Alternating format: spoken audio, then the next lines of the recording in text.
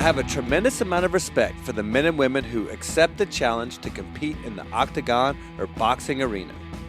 The level of dedication and training for both the body and mind in these sports is second to none. And it better be, because these men and women are literally putting their lives on the line every time they step into the cage or ring. And the man that makes it possible for them to do that in the state of Georgia is David Oblas. The fight promoter in this state, David Oblas cut his teeth in the early days by driving across Georgia, going from fight to fight, paying his way, doing anything he could to be involved in the sport.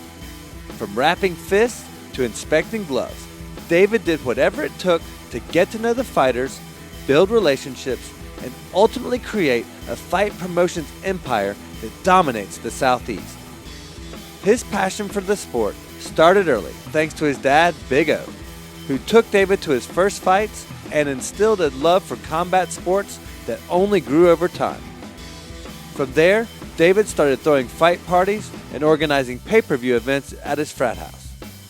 Ultimately, David took his skills and talents for organizing these parties to the next level. Learning from others and a lot from the School of Hard Knocks, this Auburn grad has established the National Fight Championship, the ultimate proving ground for any fighter who hopes to take that next step into the big leagues of the UFC. A champion himself, David has also inspired these chiseled combatants by running his first marathon, showing them what's possible and challenging the toughest athletes alive to test their boundaries and get outside their comfort zones. What David may lack in stature, he more than makes up for in leadership, mentoring, and sheer determination. So get ready to get motivated by the man who inspires some of the baddest fighters around, David Oblas.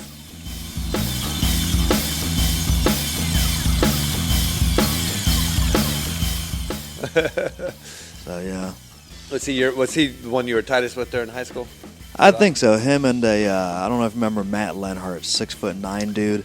I do remember him. I was good friends with him in high school, and we still keep in touch every once in a while. What's he up to these days? He lives in California. He's got a wife and 2 kids out there, twins. That seems about right. Yeah, so he's out there in Long Beach, and nice. He works as like a manager of a hospital. Like he not runs a hospital, but that's his goal one day, is to run a complete hospital. Huh. And then my next best friend from back then was Ryan Aber, or some people called him Ryan Milne. He was big time into soccer, but he went to Embry-Riddle to be a pilot, and he worked for the U.S. Coast Guard the last 20 years and just retired from that. Huh. So, yeah, I guess everyone's doing pretty good still. It's crazy, dude. It's all the high school crowd. I mean, they're all – it's so neat to see. And I don't know if you know, Eli had a what was it? Was it a stroke or a seizure? Like 10 years ago he had a stroke, and he's been on stroke medicine ever since then. Like, he was healthy and normal, just one day – I don't think I heard about that. Yeah, one day his roommates found him, like, just laying on the ground. They called 911, and he was in the hospital for a bit, and he's been fine ever since then. So it's weird. Was it like just some kind of an arrhythmia thing? Or? I don't know. It was just in his 30s, and it just happened out of nowhere. Yeah, and I mean, and he's like the picture of health. I mean, Yeah. dude, that dude was a rock. Yeah. Voted. Huh. I remember he was voted best body our senior year. So yeah. Was he really? Okay, Yeah. that's fitting. I'm not surprised there at all either. That's yeah, so funny. just somehow he just out of nowhere it just happened to him.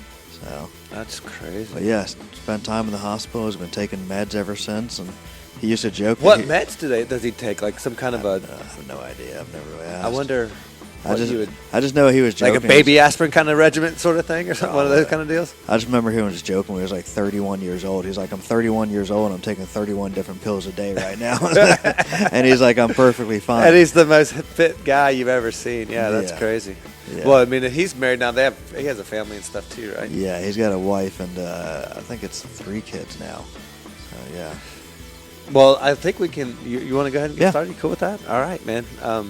This is the Extraordinary Podcast, and my guest today is David Oblas.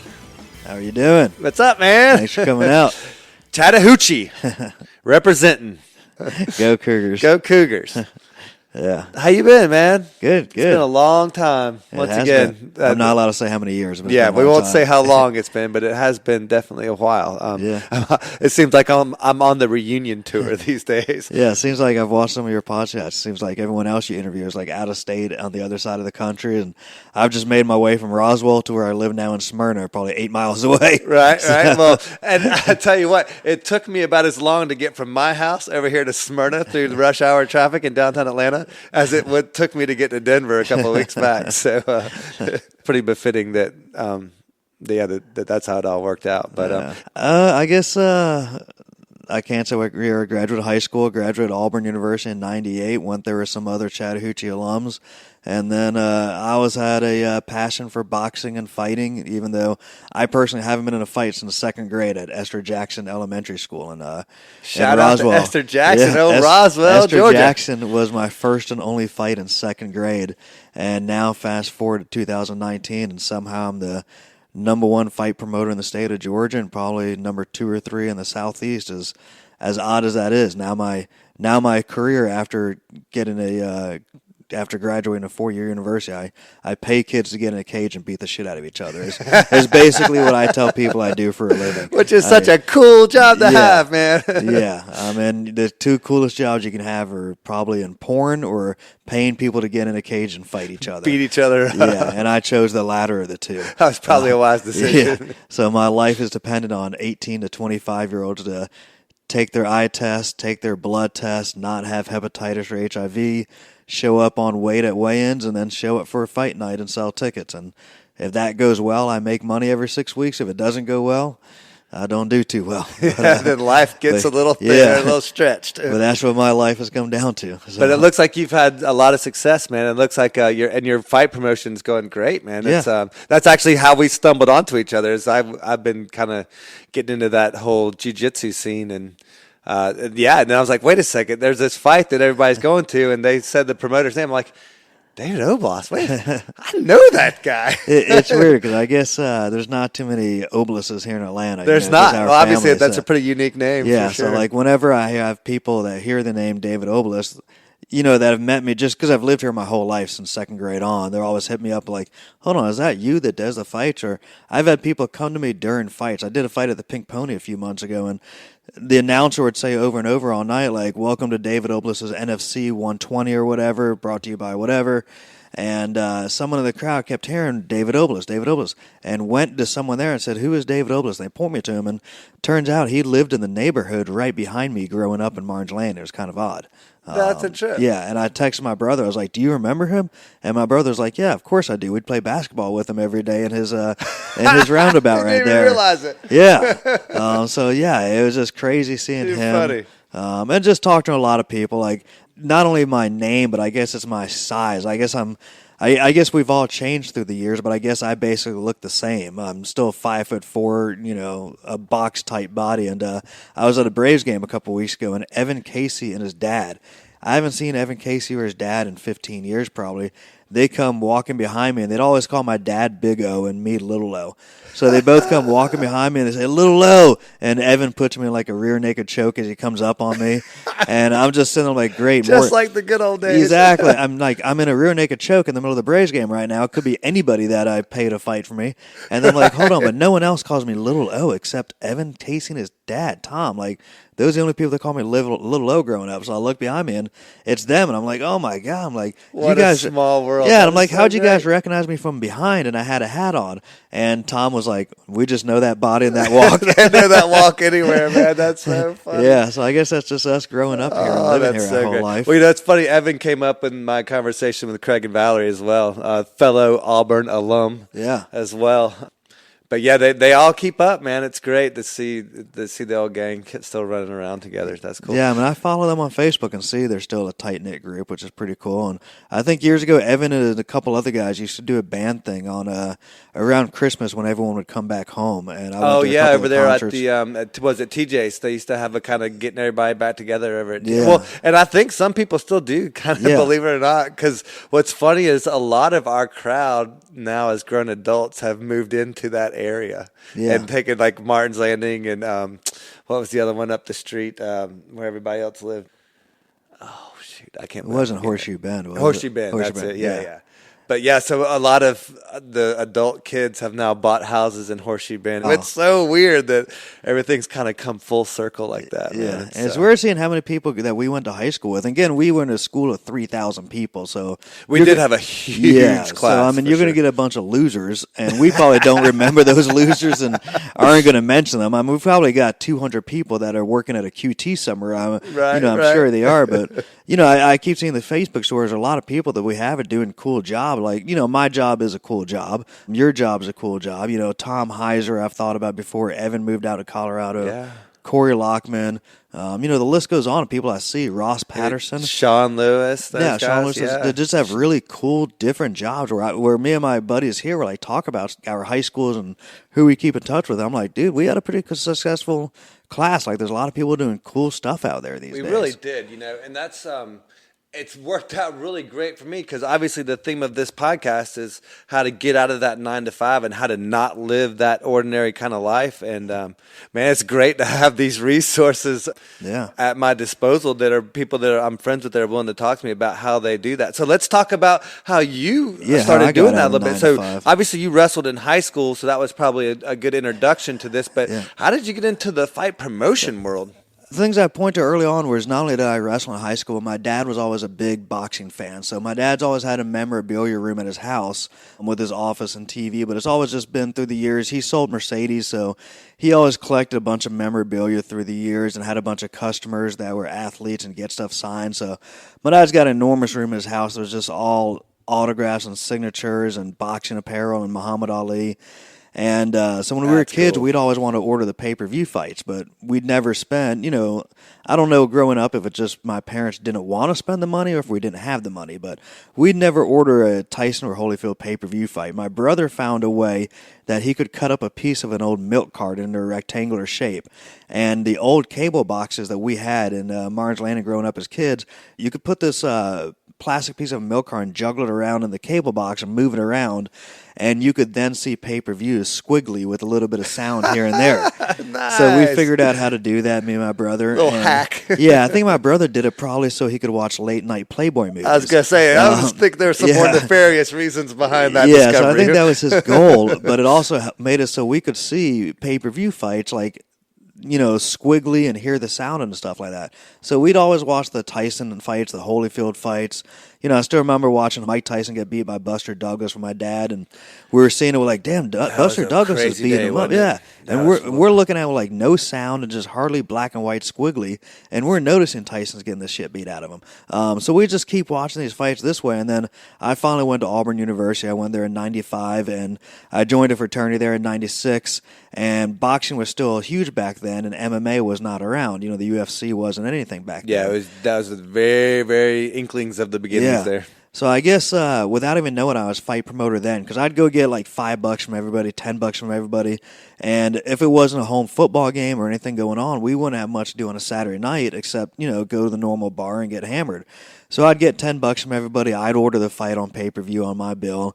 I'd go get everyone pizza. I think sometimes I broke even. Maybe sometimes back then I made $20, which was a hell of a lot of money back then. But you still got to eat and drink for free that night, so it all worked out, right? And watch the fights. Yeah, and you got the fight. Yeah, so I was a journalism major at Auburn with a minor in business. I thought I'd go working for a newspaper, which I did. I worked for a newspaper called the Sandy Springs Neighbor here in Atlanta, like a little neighbor weekly newspaper. Yeah, sure, I'm familiar. Yeah, and I wrote sports for them, had an office in Buckhead, and the guy in front, and I'd always hear about fights going on in Atlanta. I just didn't have the money to go check them out or anything like that. And the guy in front of me was an extremely loud guy. I became friendly with him, and every time he picked up the phone, his name was Matt Monroe. I still remember him. He sat in front of me and, "Hi, this is Matt Monroe. How can I help you?" And just the loudest voice nonstop. And even when his dad would call him, he'd go, "Hey, Dad, how are you doing?" And I'm like, "Oh my God, this guy's so annoying." But anyways, his dad worked as an inspector for the Georgia Athletic Commission, the boxing commission, and he'd watch fight. He'd go backstage and he'd watch fighters wrap their hands, make sure nothing illegal went on, watch them put on their gloves. He'd sign their name outside the gloves. He'd walk them to the ring, walk them back to the ring as an organizer, and he got paid $50, and that was his part-time job on the side because he loved boxing. And I was like, man, I got to start doing that. So I got in touch with the athletic commission. I started doing that, and that was my first introduction to boxing. I'd get paid $50, and for 2 years I went to every fight, whether it was at the Roxy in Buckhead right near me, if it was in Macon, if it was in Augusta, it was in Columbus. By the time I drove out there, paid my own gas, paid my own hotel, paid my own parking. I was losing money each time, but I was fine with it. I was addicted to boxing. I loved it, and I wanted to see the different events with no idea. Well, it also kind of got you in a little bit kind of behind the scenes, too. Right, it got me behind the scenes, and I never had any goal of promoting fights. Like, I didn't think I was going to. I was working at a newspaper and then waiting tables at night part-time. Like, I didn't know I was going to become a fight promoter. And then fast forward a year or two, and I've seen everything go wrong with fights. Like, everything you hear horror about boxing and Don King, I'm seeing. Like, you could see the whole left side of the fight card was going to demolish the right side of the fight card. Like, it looked like nothing but horrible matchmaking setup fights. And then I saw events canceled because we had to have a doctor nearby. We've got to have a doctor and ambulance, and the doctor needs to be some kind of surgeon or know what they're doing as far as that. A cut or something exactly like that. Yeah. And recommend if they have a broken arm what they do from there or whatever. I saw 2 events canceled. The Dr. Cade side was a gynecologist. What? So the promoter shows up to a fight night with a gynecologist, and the whole event got canceled and scratched. Never refunded tickets to people, didn't pay the boxers, so he made out making thousands of dollars having no event. Like a champ, yeah. Exactly. I went to 1 or 2 events where the ring was so bad, the boxing ring just collapsed in the middle of the show. After 1 or 2 fights, boom, it just collapsed. The rest of the show was canceled. Again, tickets not refunded or anything like that. So I'd just been to show after show after show that was just absolutely horrible. Wow. And I joined a kickboxing gym here in Atlanta. At the time, it was called LA Boxing. Now it's called Knuckle Up Fitness. And at LA Boxing, I met a bunch of fighters there. And again, I had no goal of promoting at this point in time. I was just getting involved in the scene. And you just love the sport. Yeah, I just love the sport. And I met a cruiserweight named O'Neal Bell. And cruiserweight is the weight class in boxing right below heavyweight. So I met this dude named O'Neal Bell. He knew I loved boxing. He had seen me at the events because he was cornering people, whatever. And we started talking and BSing, whatever. And somehow, I guess I came up with that. I said, I want to promote a fight. I can think I'd do better than these schmucks we're seeing at every event. If I do one, will you help me out? And he was like, well, I'm looking for a fight. I just fought on ESPN, and my next fight won't be for another 6 months. So I actually have an opportunity where I'd like to fight in Atlanta, and let's do it. Like, I'll help you with it. I'll be their main event. I'll get you other guys on the card. So that did well. It sold out to the Roxy in Buckhead. Like 800 tickets sold out. I made a hell of a lot of mistakes, and I lost like $15,000. But I was 26 at the time. Again, working in a newspaper, waiting tables, 26. The Atlanta Journal-Constitution put me on the cover of the sports section for being the youngest ever fight promoted in the history of Georgia, age 26. Lost $15,000, but my dad at his Mercedes dealership was, going to the dealership that morning looking at his son on the cover of the paper, so it was the coolest thing for him, being an enormous fight fan that got his son into this. I just love that. Then I lost $15,000, and my dad asked me the next week, like, how'd you do? And I told him I lost $15,000. So my dad writes me a check for $15,000 and says, if you put on a second fight, you can cash this check. But if you're done right now, if you're just done promoting, and that's fine if you are, you got to give me the check back. Wow. So, like I said, I'm working in a newspaper and waiting tables, and now I'm $15,000 in debt at age 26, which is a hell of a lot of money. Now you don't have any choice. I don't have a choice. I mean, I've got $15,000 in credit card debt, so I deposit the check, I write off my credit card debt, and I'm like, okay, I'm back at ground zero. I've got to put on a second fight. Second fight loses like $8,000. And I told my dad, he's like, well, you're on your own now. He's like, I funded you once. I'm not funding you every time. He said, go find something else to do. Yeah. He said, look on the bright side. You're down $23,000 in 3 months, but you're only down $8,000 because I gave you $15,000. So he's like, you got a $23,000 education. Yeah. So he's like, what are you going to do? Are you going to quit? And I said, no, I can't quit. I'm down $8,000. I got to make quick money to pay this. You're like a gambler, man. Waiting tables ain't going to make me $8,000. No. So I did a third fight. I think on the third fight I lost $4,000. So now I'm down $12,000. I'm going worse. I'm down $12,000 my own money, but I'm losing half as much every time. You're figuring something out what to do. So then the fourth fight, I lose $2,500. Fifth fight, I break even. Sixth fight, I make $1,000, whatever, and it's going in the right direction. So from there, that was probably I started in 2002, June 26, 2002. So it's been a little over 17 years, and it's been doing well since then. Needless to say, you figured a few things out. Yeah, I figured a few things out. I mean, I don't live in a big house. I don't drive a Ferrari. It's not Dana White living or anything like that. But I don't have a 9-to-5 job. I wake up when I want. I go to bed when I want. I think I was telling someone earlier, I'm going to my nephew's football game this weekend with my mom. It's the first game this season I've been able to go to. I don't tell my family I work at all. Like, my family thinks I'm lazy, I don't work, and I've just gotten by. And they don't realize every Friday and Saturday I'm at different fights. I do a fight every 6 weeks. So, like, this past Saturday I had a fight. So I had weigh-ins Friday, fight Saturday, and then the fight Saturday went all the way till about 4:30 or 5 in the morning, finishing things up, which makes it so your Sunday's ruined. Oh, of course, yeah. So even though I work all week, I worked Friday through Sunday as well. One fight, I'm in Alabama for helping someone else out. Another weekend, there's a UFC. It seems like another weekend, either I'm putting on a grappling tournament or there's a grappling tournament I want to go to see friends of mine. My nephew kind of busts my balls of, hey, when are you going to watch my next football game? And it's hard explaining to him, I'm busy almost like 5 out of 6 weekends. Yeah. Especially when I tell my family I really don't work at all. Because nobody understands that not they think I'm the Big Lebowski where I hardly work. And yeah, you're the dude. Yeah, I'm the dude. And they don't realize actually there's a lot that goes on behind the scenes. Oh, there's so much. Yeah. And that's one of the things that I've learned from my end is even though I'm not having to live that normal 9-to-5, the amount of leg work and the amount of effort that needs to go into it is still just as much, if not more so. Yeah, but it's just really cool to be doing it for something that you're passionate about. Just to explain, this past weekend I did a jiu-jitsu event at Center Stage, and jiu-jitsu events usually go a lot easier than my fights because jiu-jitsu is just laying out 40 mats on the ground and securing them, where the fights I do is bringing out a 26-foot trailer, putting up the cage that takes several hours, taking it down that takes a couple hours, putting it back in the trailer. So the mats is simply going a small U-Haul. So we were done with the event at 11:30. All the mats were in the trailer at 12:15. We were ready to go home.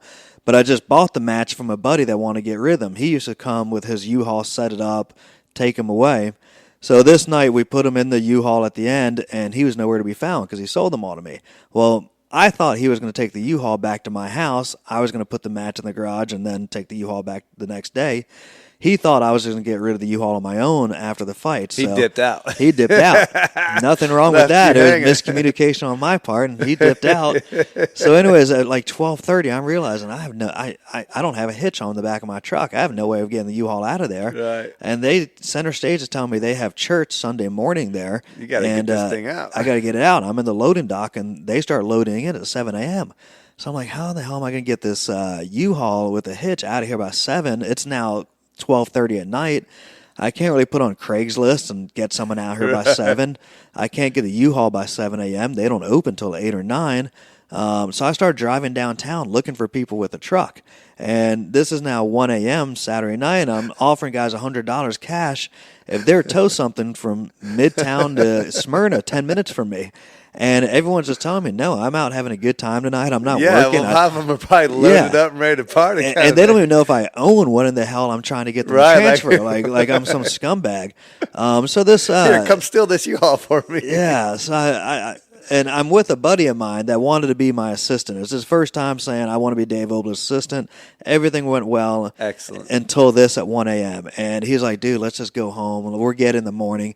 And I keep telling him, like, that's not what we do. I'm like, we don't quit. That's not how it works, man. Yeah, with venues, you can't take up their loading dock.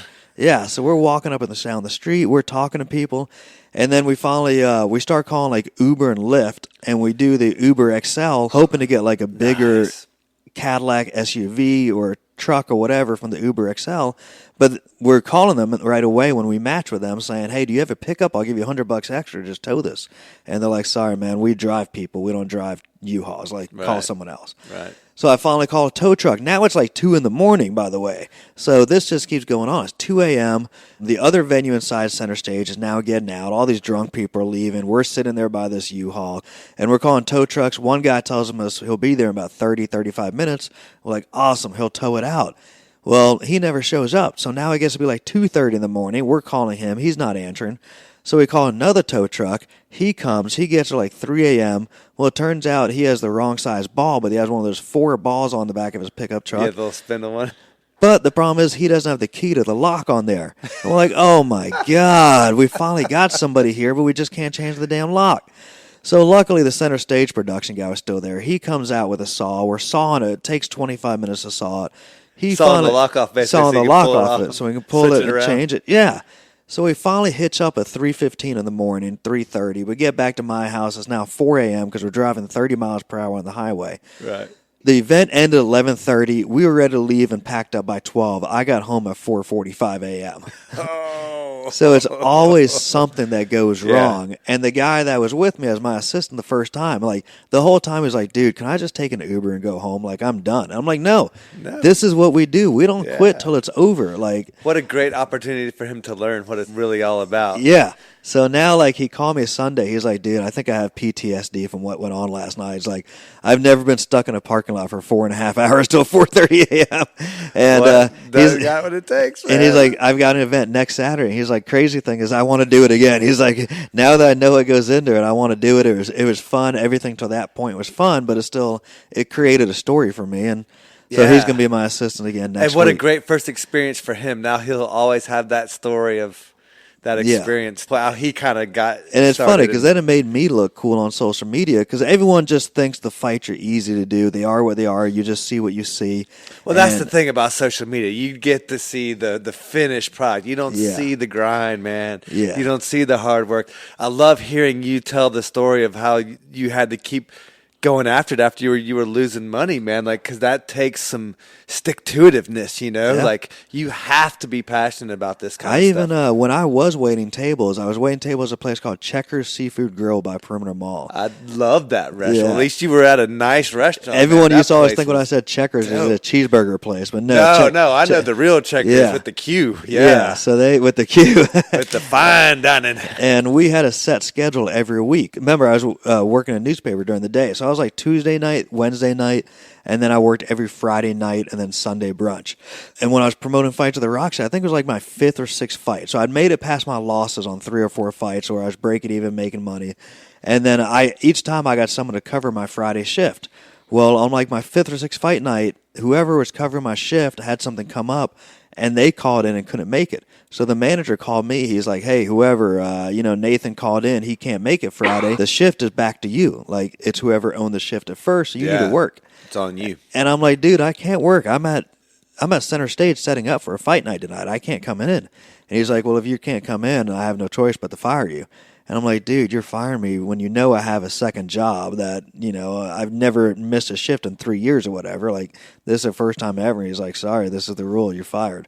So I actually got fired from Checkers Seafood Grill because I was promoting a fight, as odd as that is. About that point when I finally said, I've got to do this full time now. Yeah. And that was kind of the sign. So right after that, I quit the newspaper within a year after that. And then it became a full-time job. Fully committed. So what a blessing it was to be fired. You know, what a blessing it was for that dude to cut you loose. Yeah, because back then I used to only do a fight like every 3 months maybe. I was doing a fight at the beginning.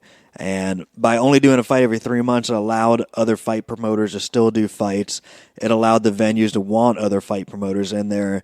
And when I quit that job and got fired from waiting tables and started doing this full time, 12, 13, 14 years ago, I've been promoting a fight every 6 weeks. I've expanded from boxing to mixed martial arts in the cage to doing Muay Thai and kickboxing.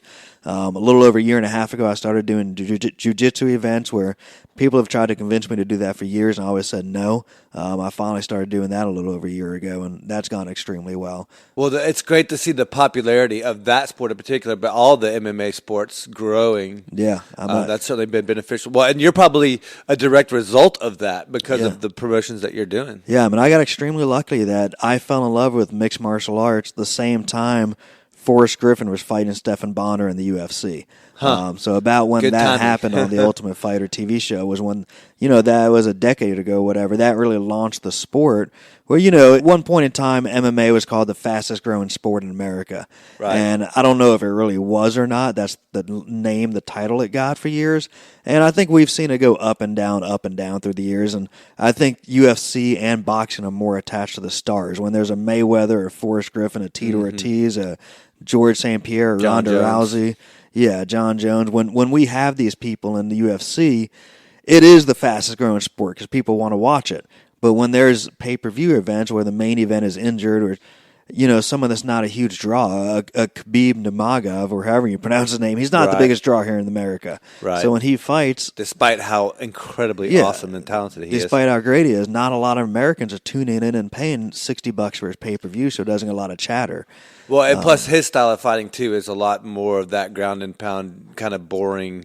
It's not as the exciting stand-up. He doesn't have any felonies on his record, and we he hasn't thrown a chair through a bus window or anything like that. Or beat up his wife like Mayweather did or whatever. So we as Americans like controversy, and we like felon records when it comes to fighting, I think. So, the sport goes up and down at times, but... I do talk about my buddies. If I wasn't promoting fights in Atlanta, someone else probably would. But then, my defense is we've had other fight promoters in Atlanta. I've done better than them every time, and that's why I'm still in business and they're not. I was going to say, well, yeah, your level of consistency and your level of quality is what's kept you in the game for so many years. I mean, that's what's made you the establishment now as far as fight promoting goes in this town. Yeah, in 17 years of promoting fights, over 150 events probably, I've never once canceled or postponed an event ever, no matter what. And that says something, man, because, that was almost more the standard than the exception there for a while. Yeah, for local promoters across the country, I've heard horror stories from fighters that they'll be cutting weight, selling tickets to their friends and family. They've got friends and family taking off work or driving in to watch them, and then lo and behold, the promoter, for whatever reason, will come out with a million different reasons why, but they'll cancel the show a day before, 2 days before, 3 days before, whatever. And then none of the fighters get paid. They lost weight for nothing. They trained for nothing. They passed up on other opportunities. And then you look at the fans. The fans, whatever. Some guy might have bought 2 tickets and asked out a girl for their first date. Their first date was going to be at a fight night, and now they... you ruin that. Or a family that was going to fly in from California to watch their brother fight, now their trip is completely ruined. That they're not going to do that anymore. Or they're going to still fly in because they can't get their airfare back. So that's one of the main reasons I've never canceled an event. Even if I know I'm going to lose money, and I still have lost money on some events in the last 15 years. Even if I know I'm going to lose money, the credibility, you still have to go forward and do the event is always there. Because you can't burn those bridges. And that's an incredible amount of forethought and an incredible amount of vision to have, especially for somebody in your line of work. You have to have that understanding to be successful in that business. I think. Yeah, because I've even had 4 or 5 fighters, and it might even be more than that, but 4 or 5 fighters actually get engaged after their fight and know they're going to do it. Like whether they won or lost their fight, they'd tell me, and I'd tell my announcer ahead of time, and I'd tell 1 or 2 of the photographers so they could catch the moment. Yeah, that's exactly. Cool. But it's probably happened 4 or 5 times. I keep thinking if I had canceled that event, this guy would have never proposed to his wife in front of 1,000 fight fans and all the other fighters and trainers and gym owners he's friends with to get that moment. Instead, he would have had to go down to, Piedmont Park on the grass and propose to her. Not that anything's wrong with that, but it wouldn't have been as cool as he expected it to be. What a great perspective, man. Yeah. That's really cool. So, I know when I plan an event, it has to go forward, not only for me, but for them, even for the bartender counting on that kind of money, the hotel rooms that we book. Yeah, there's so many ancillary things you don't think about. Well, that's one thing that I've taken to heart, and the one piece of advice I've gotten from everybody who does podcasting and is in this kind of line of work, it's the consistency. Mm-hmm. Like if you're going to publish once a week, you publish once a week, no matter what, no ifs, ands, or buts, it's there. It's going to be there. People can count on it. And that's exactly what you've done. Every 6 weeks, people know there's going to be a David Oblas fight to come check out, man. Yeah, and it's funny. One of my friends, a fighter here locally, Dave Vickes, he's kind of known as the biggest, meanest jerk here locally, but he'll kind of tell it to you how it is. And he sometimes tells me, he's like, dude, when are you actually going to do something? Like, you've been a fight promoter in Atlanta 17 years, and you haven't even expanded beyond Atlanta. Like, you're not a very good fight promoter. And I'm like, Dave, let's put this in reality. I've put out of business 6 other fight promoters in this town. I'm the only one with taking over a market. Yeah, a major market in Atlanta. A couple years ago, I sold my company to a publicly traded company on NASDAQ. That company went out of business, so I got full ownership of my company back. I've done shows at casinos. I've done shows on ESPN. I've worked with UFC. I've worked with Bellator on 2 events. I've been on Access TV 5 times. I've done North Carolina, South Carolina, Athens, Auburn, Alabama. I'm the only fight promoter to promote a fight with a congenital amputee, a guy with no arms and no legs. So I'm like, everything I've done, just because I'm not moving outside Atlanta, I don't want to move outside Atlanta. I stay plenty busy and make plenty of money just here in Atlanta that I don't need to expand. What's wrong with that niche? Yeah, right? like at some point I will expand, but not yet. And that's what I think is so crucial, is establishing your niche. Like, again, like with what I'm doing, you want to establish your little pocket, your little presence, and really lock that down. And then once you've got that locked down, then you can look at going into. But if you just jump in the gun and jumping into a new market unprepared, you're going to fail. Just like you talked about earlier, you put in those work, you put in that time and getting to know all those fighters. You had a network established here before you even thought about putting on your first fight. Yeah. And that's what led to success. You've been promoting fights, but I want to talk about this year. You've kind of shifted gears a little bit and done a little more than just step in the ring to promote. Yeah. You stepped in the ring in another form or fashion. Let's talk about that. Yeah, I guess I've always done fights, and I've had people ask me, when are you going to fight on your own card? And like I said, Esther Jackson in 2nd grade was my first, last, and only fight. Your first card. Yeah, and that was only one punch, me punching that kid, and I think he started crying, and that was the end of the fight. I've never been in a bar fight or anything in my life at all, never. Promoting fights for 15 years, everyone was like, you got to do it sooner or later. And I was like, no, it's just too violent, and I'm not a good athlete. It's not what I need to do. And I like my brain arranged the way and my nose the way that it is. I always felt like if I fought, it could only make me look worse in people's eyes. Because right now, people respect me for doing a business and this and that. If I got in there and got my utter ass whooped, it would lose a lot of credibility. But then we started doing these jiu-jitsu events a little over a year ago, and my matchmaker, Clay Bennett, he told me jiu-jitsu is different than MMA. Like in MMA, fighters and people can deal with, a fight promoter or people high up and executives that don't train MMA. Because it's a brutal sport. Right. And, example, Dana White doesn't train. The owner of Bellator doesn't train mixed martial arts currently. And many other promoters, they don't train either. It's just a love of the sport. Right. But when I got into jiu-jitsu, Clay told me, most jiu-jitsu companies are run by someone that does compete. Like one of the biggest ones in America. It's hands-on. One of the biggest companies in America is called Fight to Win. And it's a traveling jiu-jitsu professional event that travels city to city. The owner is Seth Daniels, a black belt, and whenever a black belt match falls out, he'll jump in and compete against the guy, so that guy ends up having a match. And he does that often on his events. Similar, the ones that put on Saturday afternoon tournaments at high school, they often enter their own tournament there. Well, and what I like about jiu-jitsu in particular is you're going to lose. Yeah. You're going to get defeated. And quite frankly, you're going to lose often. Yeah. And frequently. And what's cool about jiu-jitsu is you're constantly going up against people that are better than you. Yeah. And you're constantly trying to evolve and learn what that next belt is like. And the only way to progress into that belt is to go take on those level of players. Yeah. And so it's got a completely different mentality as far as losing face and respectability. Quite frankly, the more you lose in jiu-jitsu, I think the more you respect you're getting. Yeah. That means you're going against tougher opponents. Yeah, and people in the community respect you as well for working your way up and tasting defeat and still come back. It's time. That's one of the biggest things that I learned about jiu-jitsu is I don't care if you start when you're 10 or you start when you're 40, something like me. It's a progression, and you're not going to skip any steps along the way, and you're going to have to put your time in. But you can still do that at an older age. So that's what was so appealing to me is like I could still put my time in and still progress in that sport at an advanced age. Yeah. So I'm 43, and I started in I'd say February this year. So I started training jiu-jitsu in February at Kenny Kim Jiu-Jitsu up in Marietta, and I was only interested in doing no-gi. My matchmaker, Clay Clay Bennett. No-gi? Huh? I did no-gi. And my matchmaker, Clay Bennett, and who's also my head referee. Yeah, they get you in that gi. They grab you. They twirl you all up with that thing, man. I never knew how much clothing could be used to take advantage of somebody until I got into some of this, man. Yeah, That's smart to go with the no-gi route. Yeah, we decided with my high school wrestling background that I do no-gi, and we had talked about me maybe doing a match on my NFC Jiu-Jitsu card. We joked about it. And then I don't know how much he lied to me and how much he told me the truth, but after 1 or 2 sessions, he was like, God, you're a lot better than I thought you'd be. Like, I thought you were going to be awful at this. And, pumping up your ego. Yeah, and maybe we need to go ahead and speed up this match and give you a NFC Jiu-Jitsu match now instead of waiting a year. Because I wanted to do it for 1 year. I wanted to enter a tournament locally before I compete on my own show. And I was like, all right, man, let's rock and roll. Let's do this. Yeah, April, I'll compete on my own show. So we found an opponent, a guy named Jermonte Brown. He's fought MMA for me a few times and had a super big name in MMA, just... really flashy, dreadlocks, fake teeth, just this whole persona. Yeah. I'm 5'3", he's 6'3". Yeah, those pictures were awesome. Yeah, so I said, let's do it. I started training in February. We did it in April, and I won the match. I came back after that. I said, I wasn't really loving jiu-jitsu. I didn't love it. I didn't fall in love with it as much as other people do. I like going out for long runs. I like going out for long bike rides.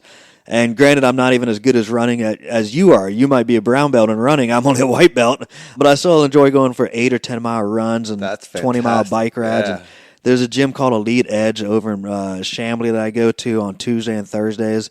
And it's like a 1-hour fast track of just 50 minutes of different exercises. You come out there completely sweating.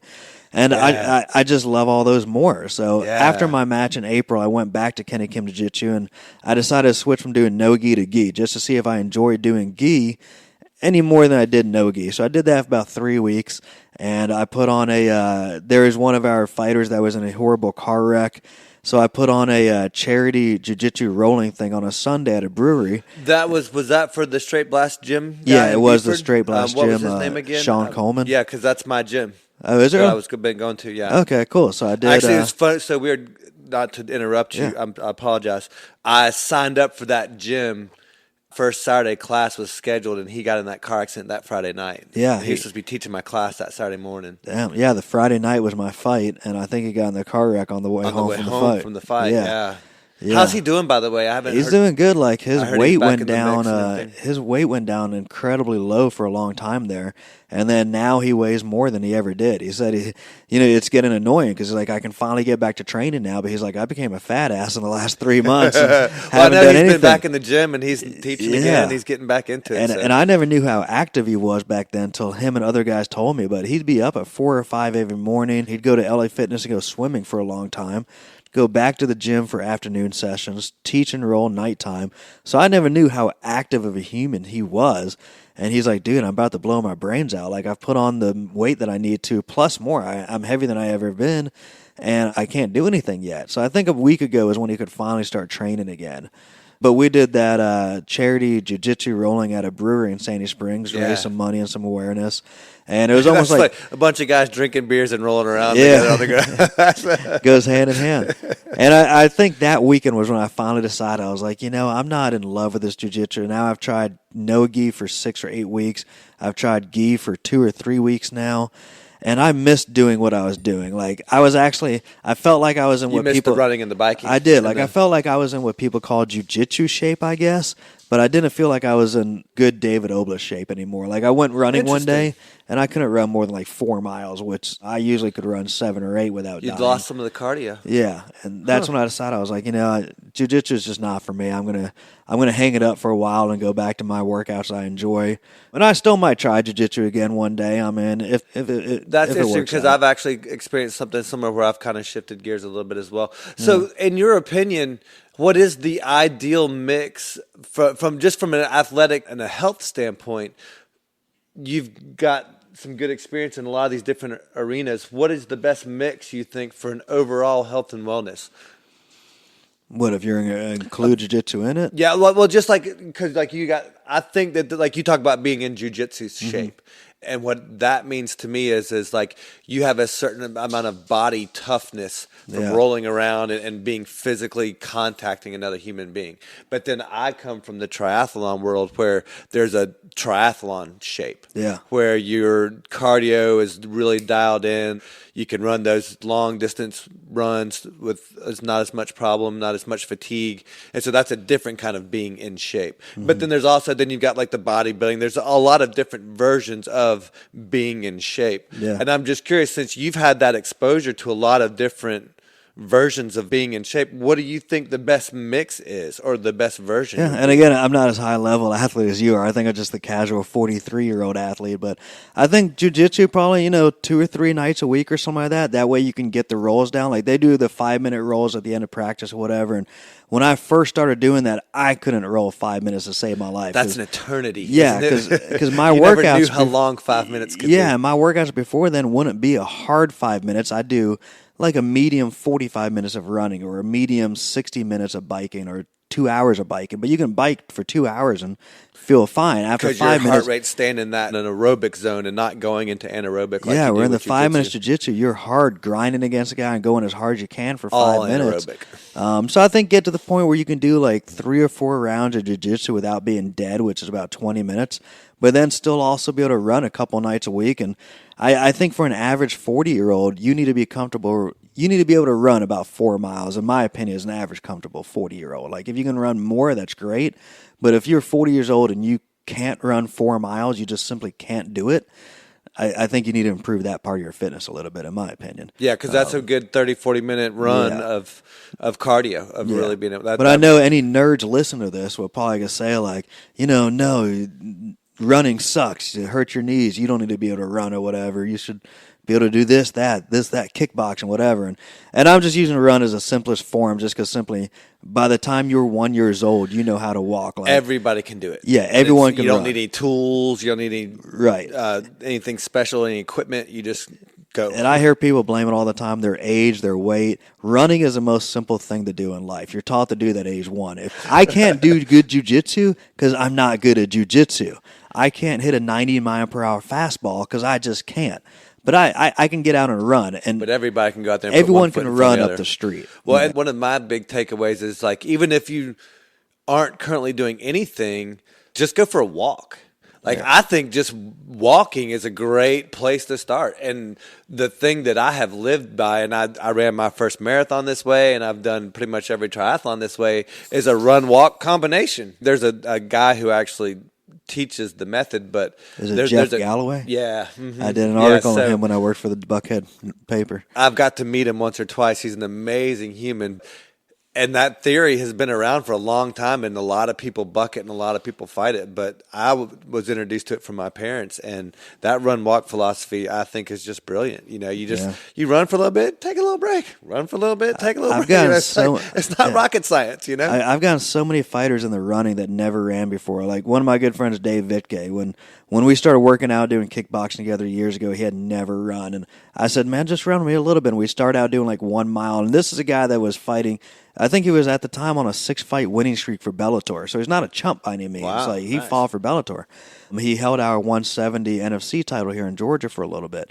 He couldn't run like 2 miles with me to save his life. Like I was running backwards waiting for him. I'm like, dude, let's go. And then he kept doing it. He's a very, very determined person. So we'd get into where we'd run every Sunday, and we started running Chastain Park together a few years ago. And Chastain Park, if you park at the Rousel Road, go down, circle, and go back, I think it's right about 3.5 miles, give or take. What a pretty run. Yeah. That's so a great spot. We started doing that, and we said every single Sunday at 1 o'clock, unless we had family plans or something, we'd do it. And we ran in the 100-degree heat when there's nobody out there. We ran in the nice weather when we'd have to walk around dogs and be congested when it was busy. And then we ran where it was freezing cold. We ran in the snow a couple times, but we said every single Sunday at 1 o'clock we're running this loop. Yeah. And I could run a lot more. I was training for one marathon I did, so I'd be doing 2 or 3 loops without him sometimes. And he finally said, let's do 2 loops. We did 2. So now he was a guy that couldn't run 2 miles a year earlier that's now running 6 miles. Doing 2-3 mile loops. Yeah, that's on point, extremely hilly Chastain Park. There's not a flat spot over there. Exactly. That thing is all hills. And he was doing 2, and now we don't run together as much just because I've got a fractured foot and I can only run so much right now. But now he's up to 3, so he's running right under 10 miles every And I'll Sunday. bet that has paid huge dividends for him in the ring. It has. He said his jiu-jitsu has gone through the roof. Like in training with everyone now, he's got more cardio than any of them. Yeah, you can push through. And there's even a black belt, Philip Smith, a local jiu-jitsu guy I've gotten to know that's competed with me a few times. Same way. He couldn't run a mile, and we used to talk back and forth. And I told him, just get headphones, get your iPhone, put it on, and go 1 mile. He started doing that every morning. Zone 1 mile. out, man. This morning he texted me. He did 4 miles. Not the best pace in the world. Who cares, man? This morning he did his first ever 4 mile run. That's huge, man. And you inspire that. And he won his jiu-jitsu match last week on my show. So he's a black belt that just ran his first ever 4 miles, won his match last week. And he said he's seeing the benefits of running now as well. That's great. And it's funny because you think like a black belt, by the time you get the black belt in jiu-jitsu, you're at the top of that game. Yeah, and I mean, you're a bad man. Yeah, and just a lot of these guys don't have the same cardio, that cardio outside of jiu-jitsu. Well, what's so cool is how it pays dividends in other areas. I think that's such a neat aspect. And, yeah. And certainly, I mean, good Lord, I mean, the best part about it overall is what it does for your overall health. Yeah. I mean, your heart rate drops, your blood pressure gets right, your cholesterol gets a little better. I mean, there's so many benefits to that. So you said you ran a marathon. I ran 1 marathon, never doing it again. Okay, so I'm very curious about that because everybody has a moment, anything over a marathon or bigger, almost everybody I know has that moment of where the walls come closing in and everything shuts down and things get really, really, really bad and it's not a good place to be. Can you share your experience of that with me? Yeah, I think mine was the second half. So let's tell me first, like, what marathon was it? Where were you at? Tell me about your training going into it. It was about 3 years ago here in Atlanta. Down. It was the downtown marathon. What was it called? The Publix Marathon? Publix Marathon in downtown Atlanta in February, March, somewhere around in there? Yep. February, March. I had done quite a few half. Again, I was never a runner. I went to LA Fitness. I'd do 3, 4, 5 miles a day. And you're a treadmill guy. Yeah, treadmill guy. I can't do those treadmills, man. There's these 2 hot girls in there, Rachel and Rebecca Waters, twins. Okay, maybe I could do the treadmill then. At the time, I thought they were lesbians. I didn't know them. I'd always see them look at each other, and I always thought they were lesbians. And I went up to one of them, started talking to them, and I even said, what's your girlfriend's name? And she's like, my what? And I was like, your girlfriend. She's like, you're so stupid. She's like, that's my twin sister. And I was like, oh. I was like, I knew when girls date and they start sharing clothes and they look alike. And I was like, I thought that was your girlfriend. So we've ended up being very good friends. One's been my ring car girl for a couple years, and the other one works my front door. We're handling the money. Ended up calling them lesbians, but now we're good friends. Y'all are partners in crime. Yeah. That's great. So one of them does like the obstacle racing, and she does like the Spartan ones. And the Tough Mudders and all that. Yeah, and cool. she's always like top 3 or 5. And the other one, nice. Rebecca, runs the 100-mile races. Kind of like these two are in my wheelhouse. I need to know these two people. So kind of like I got my buddy Dave and Philip in the running. They got me into running more than 4 miles. We did a 5K. You to that next level. Yeah, we did a 5K together. We did a few 10Ks together. Nice. They convinced me to do my first ever half marathon, and I think I did 3 or 4 of those with them. What was your first half? I don't remember. It might have been the Publix one or the Thanksgiving one. Yeah. Like one of those two was I've been doing that Thanksgiving one for about 10 years. Yeah, so I think I've done those, and I did like the one the day after Thanksgiving, like the Helen race up in Helen, Georgia. Oh yeah, actually they moved that one to Thanksgiving Day now as well. So now they're on the same time. You can't do them both. Yeah.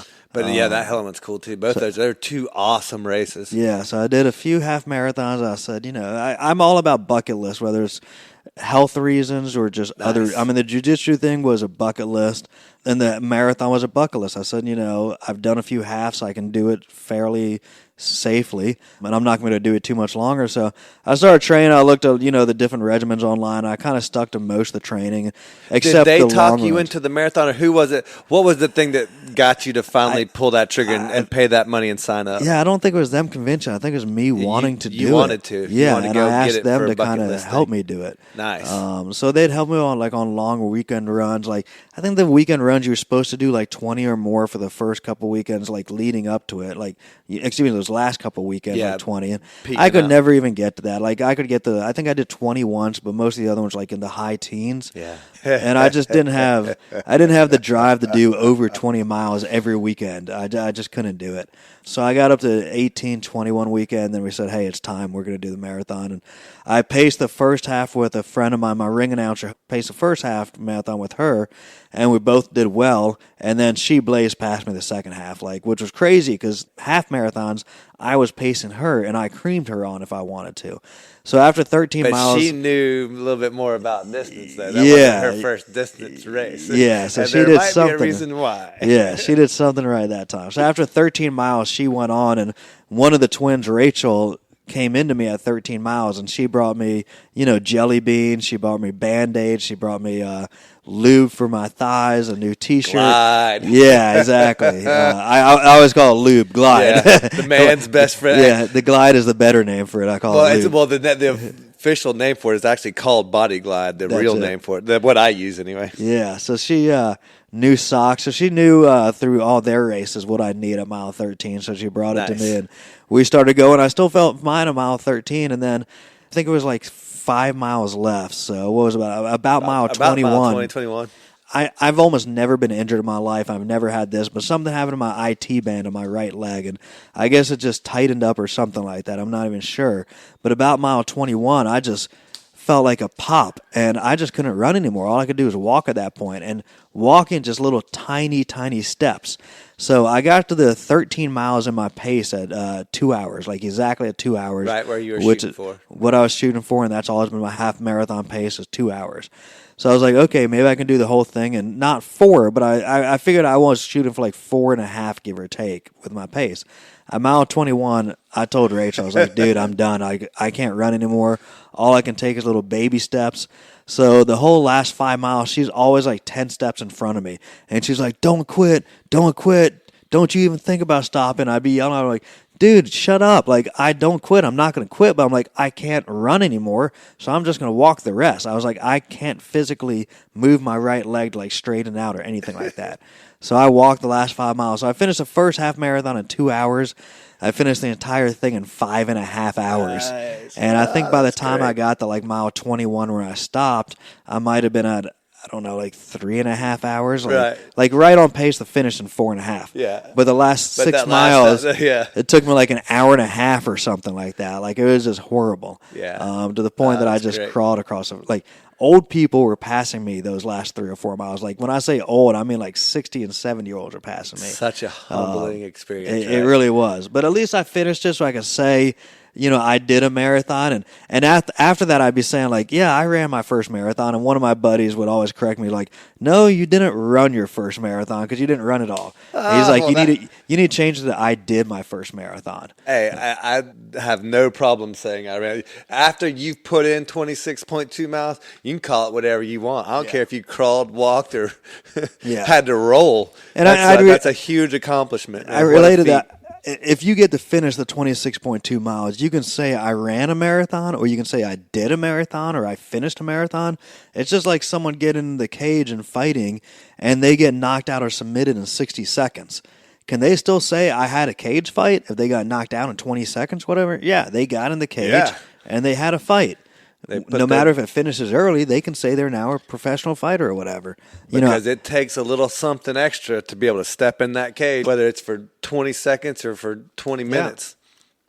It takes a special human to be willing to do that, man. When and I might have walked the last 5 miles, and it might have taken me 5.5 hours, but I did a marathon. You did it, man. That's what. And like I said, if you want to go by that definition, then I don't think I could say I ever ran a marathon because I've walked every one I've done, and I've done a couple. Really? Just 1 or 2. See, my hope was to not walk. Like that was my goal. Was no matter really? That was my goal in my head. Like, and that's what I do every time I go running. I'm like, I am not going to walk. Like, if I have to, I will slow down to a jogger's slow pace. Yeah. But like in my head, and I know you talked about Jeff Galloway who ran walk. Say.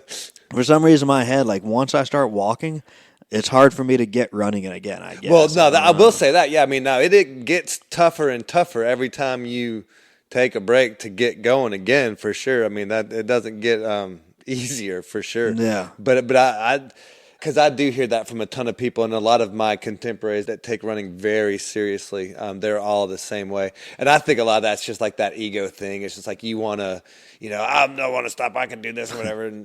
And once you get into the ultra world, it's just part of it, And quite frankly, like I personally really, really enjoy the trail aspect of running. Yeah, the two girls I run with love that a lot more. And I think that road running gets you started, but I think when you take it to that next level, when you get into the woods and you start doing all that, well, for number one, you're on some terrain that's going to require some walking, or hiking, or climbing, or whatever you want to call it. Yeah. Sometimes you're on all fours, for crying out loud. And the funny thing is, both girls that got me into it that are athletic used to live out a little bit west of here in Smyrna. I can't remember exactly where, but a couple miles west of here, and they had that trail that everyone goes to over there. What's that trail that everyone hits over there? You're not talking about Silver Common, are you? Not Silver Common. That's paved flat. Yeah, that's paved and flat. There's the other trail over by Six Flags that Cochran Shoals, probably? Yeah, that or... Are they by the river? Yeah, that, and there's another one like Snake something. I can't remember what it's I'm not familiar with that. I never get to run on this side of town because I got so much great stuff over by me. It's hard to justify. That's why I never ride Silver Comet. It's too far. I got trail over here that we went to, and we went at night because they've ran this trail so many hundreds of times. There's like 10 of us that did it, and they're all elite runners. They've ran it so many times that they know the path almost every step that they take or whatever. So we ran it at night, like a Friday at like 9 o'clock after eating dinner. We all had headlamps on. And this was my first time running, and I was slower than them, obviously, just because I'm slower. But then I fell so many damn times. Like, my legs were all bruised and bloody and this and that. Like, at least taking you from daylight for your first trail run, man. Like we came out of there, and I just really got to like, get to know these girls, man. They're beating the crap out of you. They really are. I mean, I came out of there looking like I had just gotten the shit beat out of me. And all I did was went for a 4-mile run. Yeah. But that's great, though. I got to get you introduced to the Dirty Spokes crowd because they do. It's all trail runs. And I ran one of theirs. They do a couple of night runs. I think I have a red T-shirt, the Red Rock Run I did with them, I think. Oh, the Red Top Roadster? Red Top Roadster, up there up in Lake Allatoona. Yeah. So that's a great run, isn't it? I think I did that one twice. Oh, I wish we were probably there and didn't even know it. Oh, man, I wish I had known.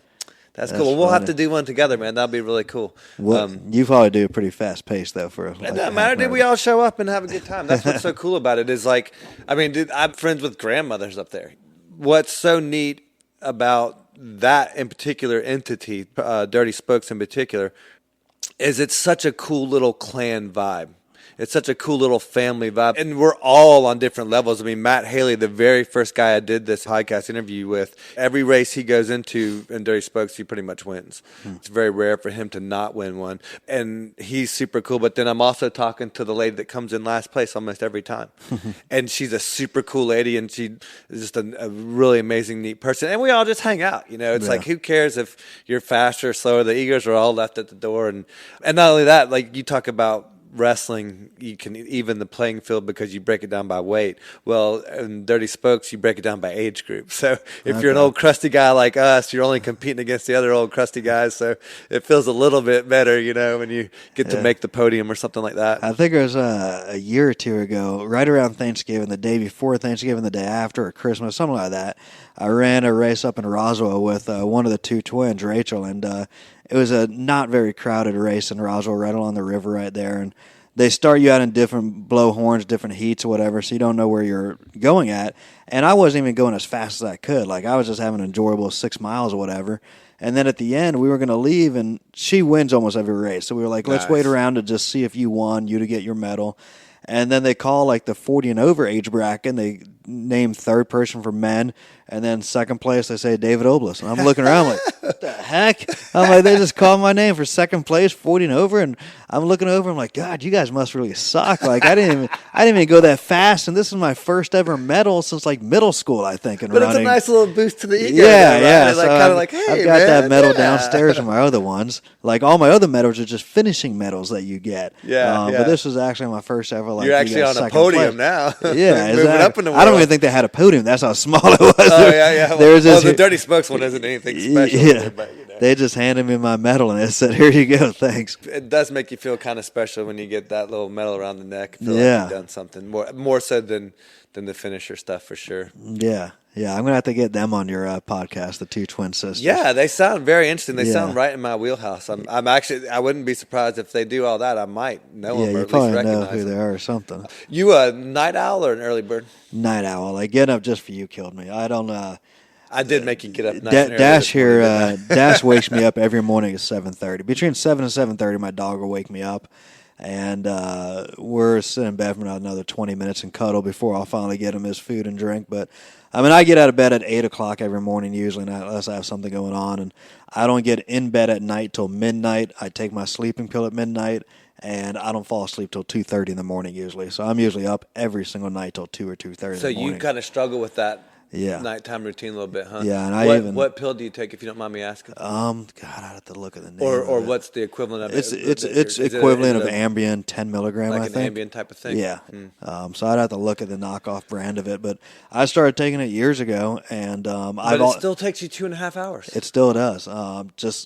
Yeah, I mean, it used to take less until I built up an immunity to it. But my mom's the same way. But her sleeping pill goes right away for her. She's out like a light. It still works pretty well for her. Yeah. Because that's the problem I noticed with a lot of those, like, because I did melatonin for a minute, but if you use that consistently, then your body quits producing that melatonin, and coming off of it, it messes you up even a little bit more, which is what happened with me. And I even started seeing a sleep doctor. We talked about how I make my own schedule or whatever. I'm lucky that happens. And I used to get in bed at like 11 o'clock. And he'd be like, why do you get in bed at 11? I'm like, well, that's just when society tells you to get in bed at 11. You get in bed at 11 and you're trying to fall asleep. And he's like, no. He's like, if you don't have to be up till 8, 9, 10, whatever. He's like, and he tells me to go further back, which I refuse to. But he's like, if you don't fall asleep till 2 in the morning, don't even get in bed till 2 a.m. He's like, why are you even getting in bed? He's like, watch TV, catch up on your shows. When do you do your exercise? Do you do your exercise in the morning? I try to do exercise usually about 4 p.m. to 7 p.m. in that time spot. Too. Yeah. Have you ever thought about doing that whole morning routine thing of like a morning exercise? Like, I think the opposite of what he's saying.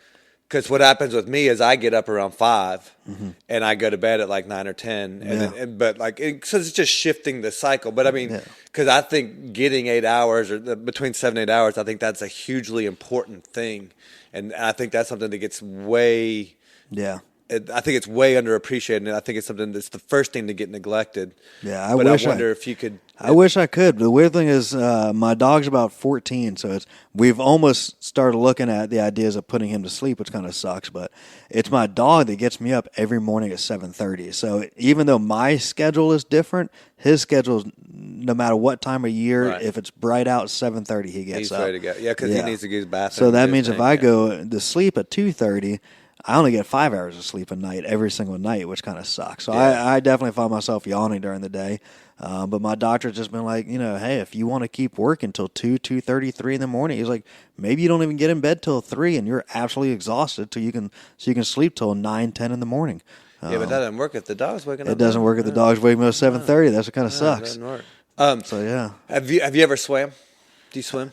I've actually, for my next bucket list, now that I've got running down and I've started biking, that I'm at 30 miles I can bike comfortably at, I've looked at the different, the different triathlons. I guess there's 3 different versions. Yeah, the sprint, the Olympic, and the full. Yeah. Well, and the half and the full. There's actually. So I'd actually have to go with the smaller one first, just to start off. Absolutely. But I haven't started swimming, but I am telling myself I need to start doing that at LA Fitness just to get this bucket list going. Well, that's exactly what happened to me, and that's exactly the path that I took. And what I found the reason why I asked was what I found was on the days that I had big swim days, I conk out.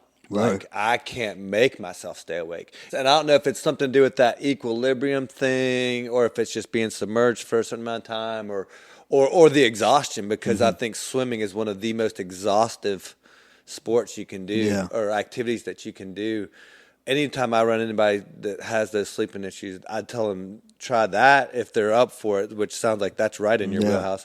But then if they're not up for that, then a good alternative that has been transformational for me is the meditation. Really? And I know people especially guys, get hurt. It's cheesy, it's stupid, whatever. But there's a guy, Michael Seeley, that's on YouTube that I'll go as far as to say I think he's changed my life. Really? And what I've just been able to take away from his meditations, he's got a ton of them. He's got a gazillion followers, and there's something to it.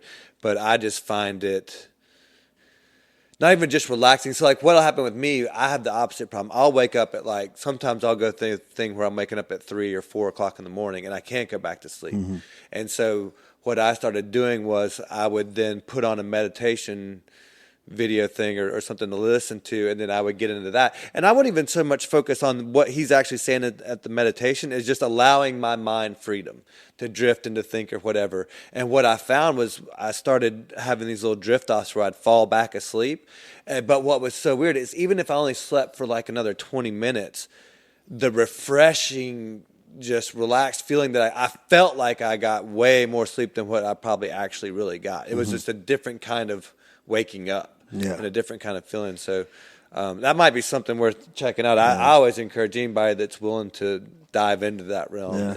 And it's funny. I used to be friendly with Evander Holyfield. I went over his former house down many on the times. South side, until gigantic. Until it got foreclosed on. I think now it's Rick Ross's house. I was going to say somebody got a thing for a steal, man. So I used to go over there and get to see his house and talk to him and stuff like that. And he had his own training center gym at his house in the old days. But we actually used to talk about timing as well. And I told him about my sleeping habits, and he told me, he's like, dude, I'm similar, but I believe in 8 hours plus of sleep a night. He's like, I'd go to bed at 9 a.m., get up at 7, train or whatnot. He'd go to bed at 9 a.m.? Excuse me, 9 p.m. Oh, okay. Go to bed at 9 p.m. I was like, wait a second, what? Wake up at 6 a.m., do his run or whatever. So he's on that same schedule as me. Similar schedule. But then he told me when he'd take a fight, 99% of his fights are in Vegas. And they don't come on till midnight or 12:30 Atlanta time, which is, only 9:30 p.m. Vegas time. So he knows, I won't be on till 12:30 at night. A 12-round fight lasts 48 minutes. If I start at 12:30, I don't end till 1:20 in the morning Atlanta time, which that's 5 hours past my bedtime. I'm an old man. Right. So he said like 3 months out or 2 months out, he'd start his training camp, and he'd start making it later and later and later, where he'd be training Atlanta time like 4 in the morning and stuff like that. So he'd have his normal training schedule like 7 or 8 for the fight. That's brilliant. Man. So he'd be training at like 4 in the morning or 3 in the morning. That way, when he fights at 1 in the morning, if we train normally like 7 o'clock at night, when we fight at 5 p.m., we'd still be full of energy. It's our daytime. Yeah. So he started training at 3 or 4 in the morning Atlanta time. So when he fought at midnight, same thing for him. It's like 4 p.m. in his body. And he's in that prime mode. Exactly. Yeah, he said that always worked for him. And he'd even see guys, in all his experiences out in Vegas, they'd be drinking coffee the day of to keep themselves hyped, or, they'd be yawning backstage before the fight. Like, if you ever turn on HBO or UFC for a fight and they show you fighters backstage, they're usually like on the mats taking a nap while other guys are fighting, relaxing their body and mind, but taking a nap because they're also tired. Yeah. And he's like, that was never the case for me. He's like, by the time I went in the ring, it was like 5 p.m. my time. I almost guarantee you that led to some of his success for sure. Yeah. That kind of forethought. Again, it's that extended vision and that extended forethought about what it is that the long term, man, that's such an impactful way to look at things. And then he got big into flexibility and yoga, and he got big into meditation. I'm all about that stuff, man. Yeah, even when they declared him unfit to fight due to his heart issues, he went and sought like outside treatment that basically, I thought it was BS, but basically that told him he was better. And then after that, he ended up fighting a few more years after that. Maybe when he shouldn't have, he lost a couple, but Evander was always very good at seeking non-traditional help out there before it was cool and hip, like it's cool and hip these days too. Well, and he's a very centered individual too. I mean, you can tell with people who use meditation and yoga and things like that, how they have a much more centered personality and perspective on things than those that don't necessarily have that. I mean, I remember reading his yoga is so good that he could stand up and touch the floor where, for most people it's difficult to touch the floor with your ends of your fingers. Right, the tips of your fingertips. He could go all the way down to where his wrist was touching the floor. And he's nothing but muscle to have that kind of flexibility. Exactly. And that's like things gymnasts can do. Yeah. That's a gymnast move. But to get an average 40-year-old heavyweight champion of the world boxer. Or any 40-year-old. You show me any 4-year-old that can put their palms on the floor with straight legs and I'll be impressed. He had more characteristics than anybody else, and I think that's why he was the 5-time heavyweight champion of the world. That's why he was so successful, man, and continues to be so successful. And that's why his kids are so successful too, man.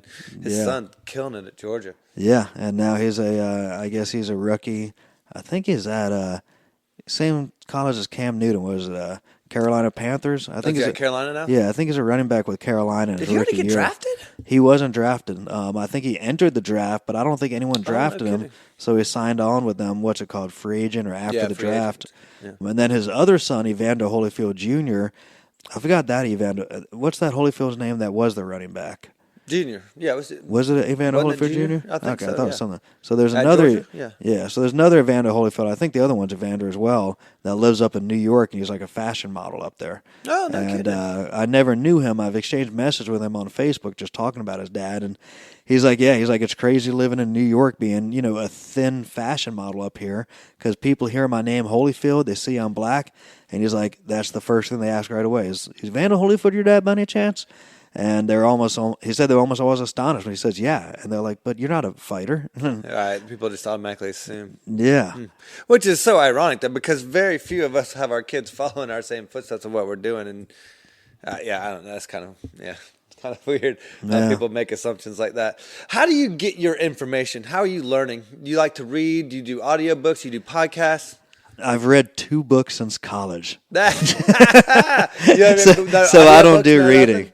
I've never been a big reader. The only 2 books I've read are Forrest Griffin's book that he wrote, and then Kyle Maynard's biography book that he wrote, and I think he's working on another one. And that's what I've been good friends with Kyle Maynard for years. So those are the only 2 books I've read that are both written by friends of mine. Outside of that, I haven't read a book since I graduated Auburn in 1998. Okay. So I think I gain all my information just YouTube, reading stuff online, Googling anything I need for my career, really, looking at what other fight promoters do. I mean, I'm constantly looking at other fight promoters' websites and Facebooks, and there's a big grappling tournament in California this weekend. I check their stuff every day, and that's kind of the bad thing about my job. I'm good friends with the guy that runs Tuk Tuk Food Loft here in Atlanta. So he runs that and 3 other restaurants here in Atlanta. And we're always talking about like how he can go to any other restaurant manager in Atlanta that, there's a big community, they're friends, they don't compete against each other. And he's like, I can call any restaurant owner and ask his advice on this or how to handle this situation or that.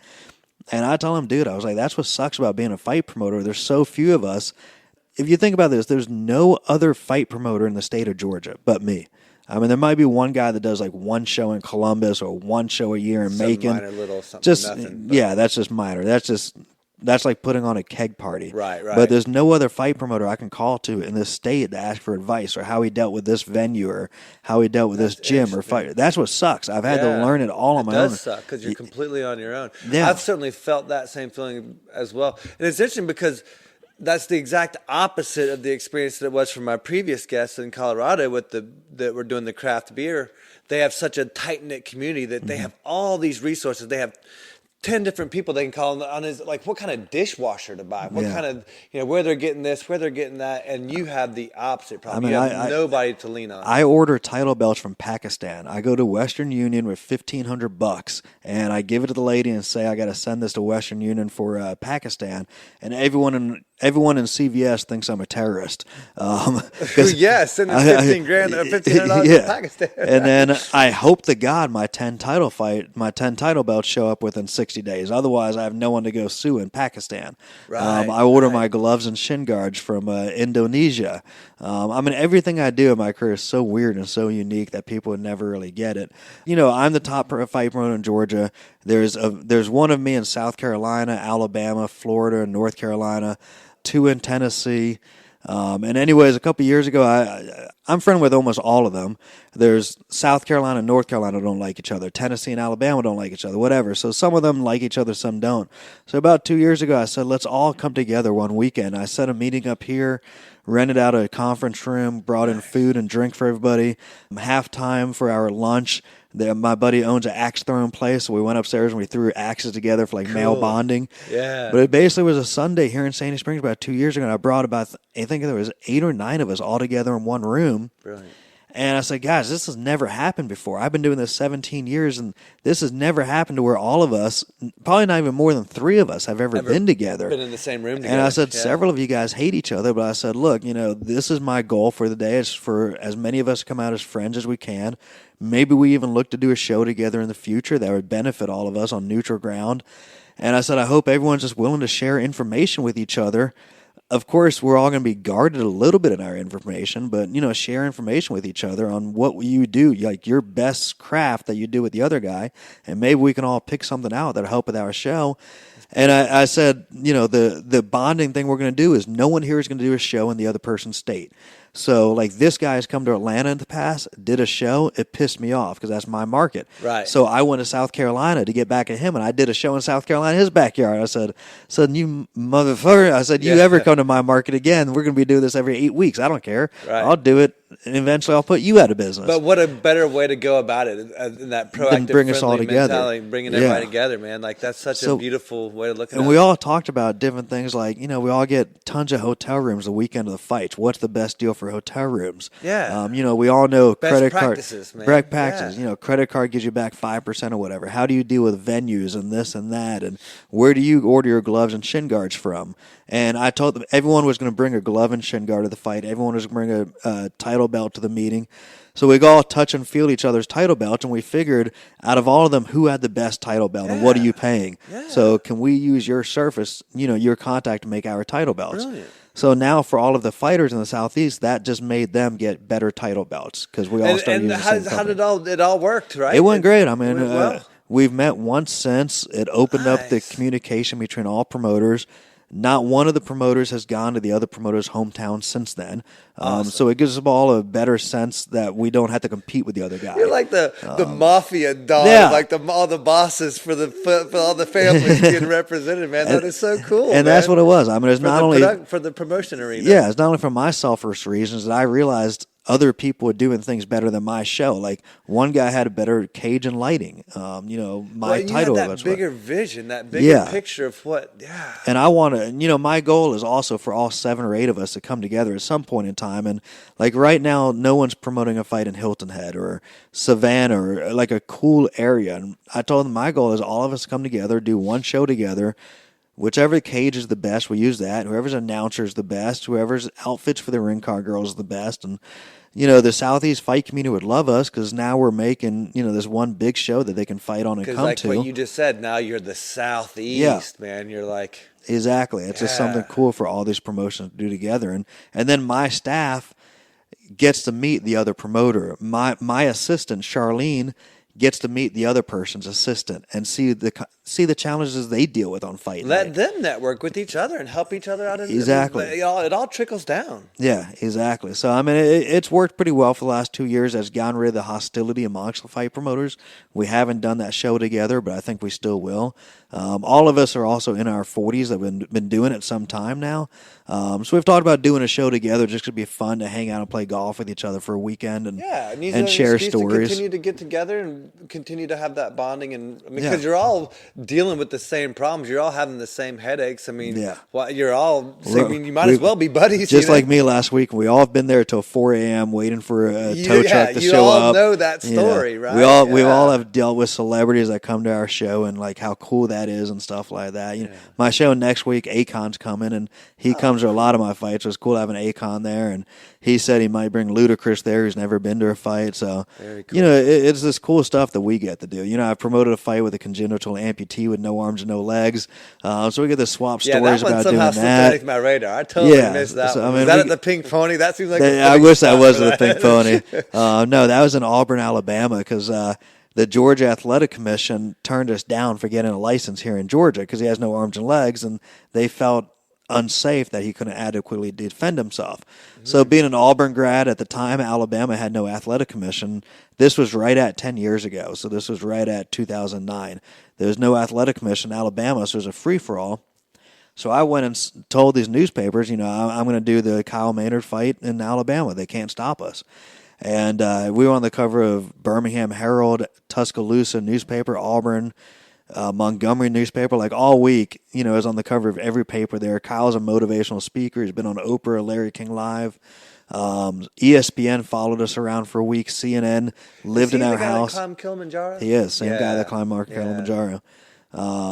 So this was going to be his first and only. Amazing dude. Yeah, so this is going to be his first and only MMA fight. And it got tons of publicity out there. And And then the funny thing is, like, there are rumors that the cops are going to come shut down the event and arrest me for putting on a event in unarmed combat. And I had kind of known the rules, and there was nothing I could be arrested for. So my security was the Auburn Police Department, but there was also the Lee County Police Department there. So they told me the Lee County Police Department was going to arrest me. So I ended up hiring them for the event. And I had everyone show up like 2 p.m. the event the day I have to start being security. And I basically started off the speech with like, hey, I appreciate everyone coming out here early, be security, blah, blah. And if there's anyone that's going to arrest me, let's go ahead and do it now so it can be over with. If anyone has any reason to arrest me for putting on a fight with a guy with no arms and no legs, let's go ahead and do that and get it over with. And CNN, there are cameras right there, and obviously no one arrested me because they had no reason to arrest me. Right. And the event went on, and we did on a pay-per-view site and everything like that.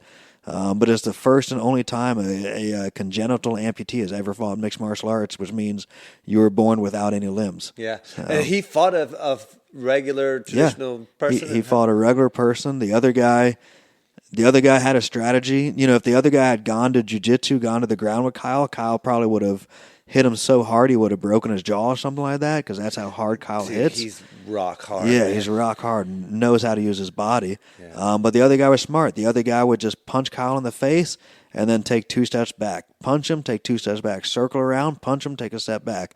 And that's all the other guy did, never engaged with him, and the other dude won the fight. Yeah. And he won it the way he should have. Right. And, well, at least he was smart about it. Yeah, and I probably went through 10 different opponents on that fight. No one wanted to fight Kyle in that because they all viewed it as a no-win situation. Right. And I remember the kid. His name was Brian Fry. And we ended up talking to him. Me and Kyle talked to him after the fight and asked him, why'd you agree to this fight? And he said, my mom's been in a wheelchair for 10, 15 years. And a lot of people tell her that she can't do things, and she still does things in a wheelchair that she shouldn't have done. And he said, I knew no one else would agree to fight you. And he said, that's why I fought you, just because my mom, she wanted me to fight you. That's admirable, man. That's really cool. So it's cool. That's very cool. Awesome. What would you consider to be your first real success or aha moment where you kind of felt like you had reached a certain level, not a certain level of accomplishment, but you're like, all right, man, this is it? I knew I was here to stay when I got the job at Wild Bill's. Wild Bill's is a country venue up in Duluth that fits like 5,000 people. That's huge. So I was promoting fights from when I started 2002, and it was 2006, and they had a different fight promoter. It was the spot up there, like Thirsty Thursdays and College Night. They were packing 2,000 or 3,000 in a night there. It was insane. And a promoter before me, a guy named Brett Moses with the Fight Party, he was doing shows up there, and rumor had it he was getting 2,000 to 3,000 people up there, just crazy numbers.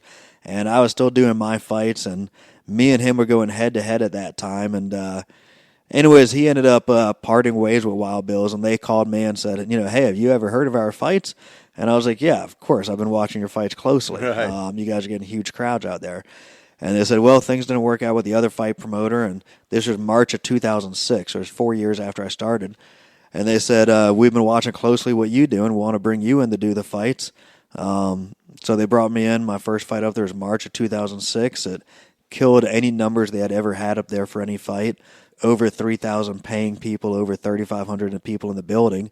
And it was that time that I knew I'd made it. And I think I stuck with Wild Bill's. We had our partnership together for, I think, 2006 till probably 2012, 13 when they finally started going under business. That's when they were really rocking and rolling, man. Yeah. And the cool thing was they said the fights were really the one thing that really kept that place alive. Absolutely. They were losing money other nights of the week. And because it's such a huge venue. I mean, you really got to pack them in to be able to make some money over there. So, that makes perfect sense. And even like when people wouldn't know I do fights, but when I said I was a fight promoter for Wild Bill's, they were like, holy crap, you're the fight promoter at Wild Bill's? And I was like, yeah, because those were notorious there for a minute, man, for sure. I mean, that's definitely what put you on the map. Yeah, so when they went out of business, then I had to scurry and find a venue, and I found Cowboys, I found Harley Davidson, I found Center Stage, and actually them going out of business was really the best thing for my career, because when I was up there, I was tied to Wild Bill's. They were very controlling. They didn't want me to do other venues. Interesting. I was best friends with the CFO up there, Amy Lynn.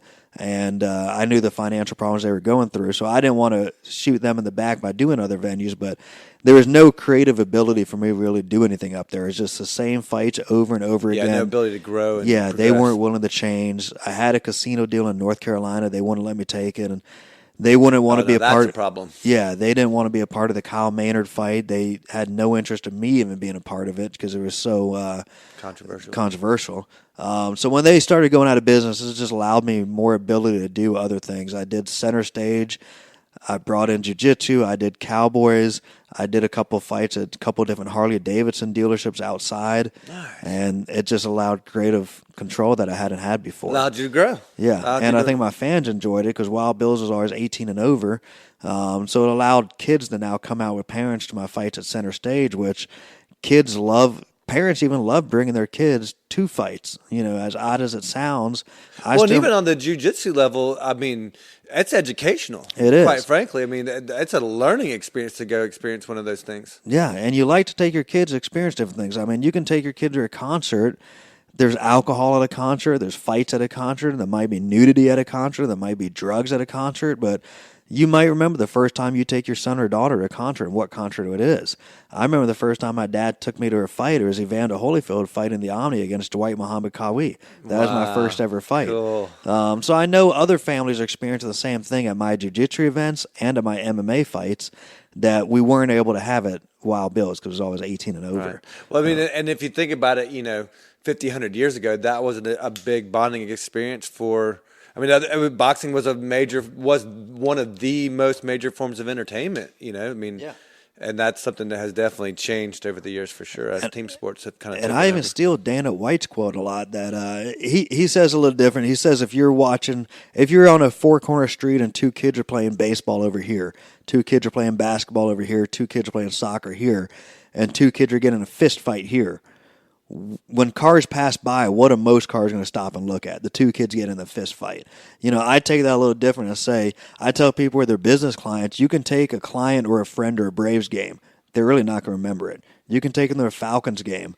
They're not going to remember that either because we go to so many Falcons games. Right. You can take them to a Hawks game. Even if you take them to a luxury suite at a Hawks game, they're going to forget about it a month or two down the road. But if you bring your friends or you bring your clients to an NFC fight night and you're cage side in row 2 or 3 and these guys' blood is getting on you, you're going to remember that for a long time, and you're going to remember which company treated you to, the cage side tickets and stuff like that. An experience. You're not going to forget that for a very long time. So I tell people to take the violent out of it and just enjoy the experience for what it is, that you're going to remember it for a very, very long time. Yeah. That's one of the things that I preach about on this show is to create those memorable experiences, those memorable moments. Yeah. And anytime that you can capture that in a bottle and share that with somebody, they're all, like you said, you just made a memory. You just made an experience that they're never going to forget. And again, I'm not a violent guy. I don't like violence. I have been in a fight in 2nd grade. I don't like blood. I'm not a big thing to violence, but I enjoy putting on events that others enjoy, that others get a first date out of, that others meet friends and join a new gym. And like you said, SBG Buford, you might have seen SBG Buford through one of my fights or whatever. Absolutely. That's just the way people learn about things these days. And it just provides great experiences for the gyms, the fighters, the trainers, and fans that are looking to do something different. They might see this camaraderie amongst these fighters and just gym members and want to be a part of that. Yeah. And well, yeah, and it's interesting to watch those seeds get planted and then grow and watch them morph into and motivate people into doing other things. And that's what I love about anytime that you can motivate somebody to change and motivate somebody to want to go above and beyond their comfort zone. That's so huge. And that's, you're an inspiration that not just with the fight, but with how you're living your life too. I think it's really cool that you've taken this mantra or this mentality of bucket list stuff and of getting outside your comfort zone and doing something that that you're maybe going to fail at or not, and certainly not going to be the best at, like a 5'4" guy is not going to go break any records running a marathon kind of thing or whatever, but you're out there doing it, man, and you're out there living it, and that you're clearly inspiring a lot of people along the way, which makes it so cool. What's some of the worst advice that you hear or worst advice that you've been given? I think the worst advice I hear is just the same. thing you hear parents say, or on every news channel, whatever. If you work hard, you'll accomplish your goals. Whether you work hard or not, sometimes you're just not going to accomplish your goals no matter what. Like, sometimes you have to be competitive. Sometimes you have to work hard, but sometimes you have to make decisions that you don't want to make. Just last week. It's not just about the hard work. Yeah, I mean, just last week I had to sit one of my good friends as a referee and tell him to take the show off when he needs the money and wants a ref. I had to do it because of politics. I had 5 refs for a 4-man job. And a couple of the guys I wanted to get into their culture, get into their gym that we haven't had yet, and bring in new people into the environment. And, he's like, dude, I've been your ref for years. I'm always loyal to you, faithful. I'm like, yeah, you are. Great. Good job. But it's time for you to sit out an event, So even though he works hard, I had to play the political game. Even though I work hard, I had to play the political game. I could keep going down using the same people every single show, but I think then you just get in a rut. And it was time for me to bring in a little bit of new flavor for that position. But I don't think working hard equates to you're going to be successful. I think you need to make decisions you don't want to make. You need to live eating fast food for a week or two. Sometimes live paycheck to paycheck, get an odd job, and sometimes make decisions you don't want to make, unfortunately. I like that. That's cool. Just because you work hard, you're not going to be That's successful. great to hear that, because you're right. And especially like in my world of personal improvement and self-development, it's like you work hard, achieve your goal. Yeah. That's a great perspective. I think also people always say, it's okay you didn't win. It's okay you didn't win. And some people have the other philosophy of there's winning and learning. Like, I hear that a lot lately. It's like people are afraid to admit when they lose. Like, almost like, I didn't lose, I learned something. No, you lost. Like, you got your nose broken, you got your arm bent. You lost. You might have learned a little bit, but you need to go back to the drawing board and get a lot better. You better learn something. Yeah, you got your ass whooped. Yeah. People don't like to tell the truth these days and hurt each other's feelings and say, you didn't do very good. Like, this isn't the right sport for you. At some point in time, like, it's my job to stop booking fighters. Like, sometimes trainers will still offer guys out as fighters, because they want to keep getting that fighter to pay the $200 a gym membership or whatever per month, $150. And then every time a guy fights, it's naming the gym in a program. Right. They get a booth in the hallway. The announcer reads it off 2 or 3 times. It's on websites. They get a brag, we've got a guy on the card.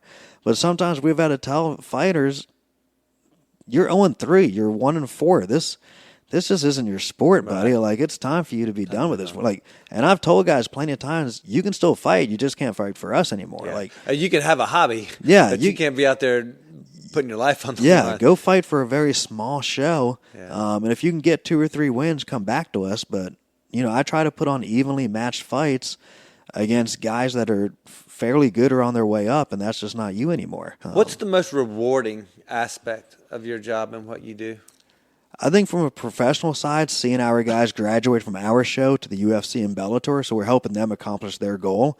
So I think that's most rewarding from the professional side. From just the humanitarian, we get tons of, and I'll use females as an example, we get tons of females that weren't happy about their body, might have been fat or overweight and not a very good athlete, and then they started joining these kickboxing gyms just to do cardio kickboxing class or jiu-jitsu class to learn self-defense and confidence, and they heard about those gyms from being at the fights. They might have come to the fights, watched their coworker fight, heard this gym being chanted all in the background or whatever, and decided to join a gym, and then 2 or 3 years later, they're actually looking for their first ever fight. Like, they're looking for their first ever amateur kickboxing fight with headgear and bigger gloves on.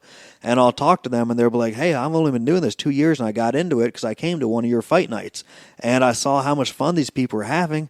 And there's one girl, Dana. She has 2 or 3 kids. She trains up at Ascension MMA and X3 Sports, and she's fought me once now. She's fighting again in a couple months, but I look at old photos of her because she told me about it, and she used to be quite heavy and overweight. And she just made it a goal to lose weight, and this was her bucket list thing. Her bucket list was to be an amateur fighter, just like mine was to be a marathon runner. And now she's actually... You've helped her realize that dream. Yeah, and now she's actually teaching class at X3 Sports. That's so cool. So it's kind of come first circle for her now that she's teaching other people her hobby. That's neat. And so, like, you made an impact, and now she's been able to make an impact. So it's like that branch that keeps spreading out. Yeah. That's really cool. I like that a lot. Yeah. Very neat.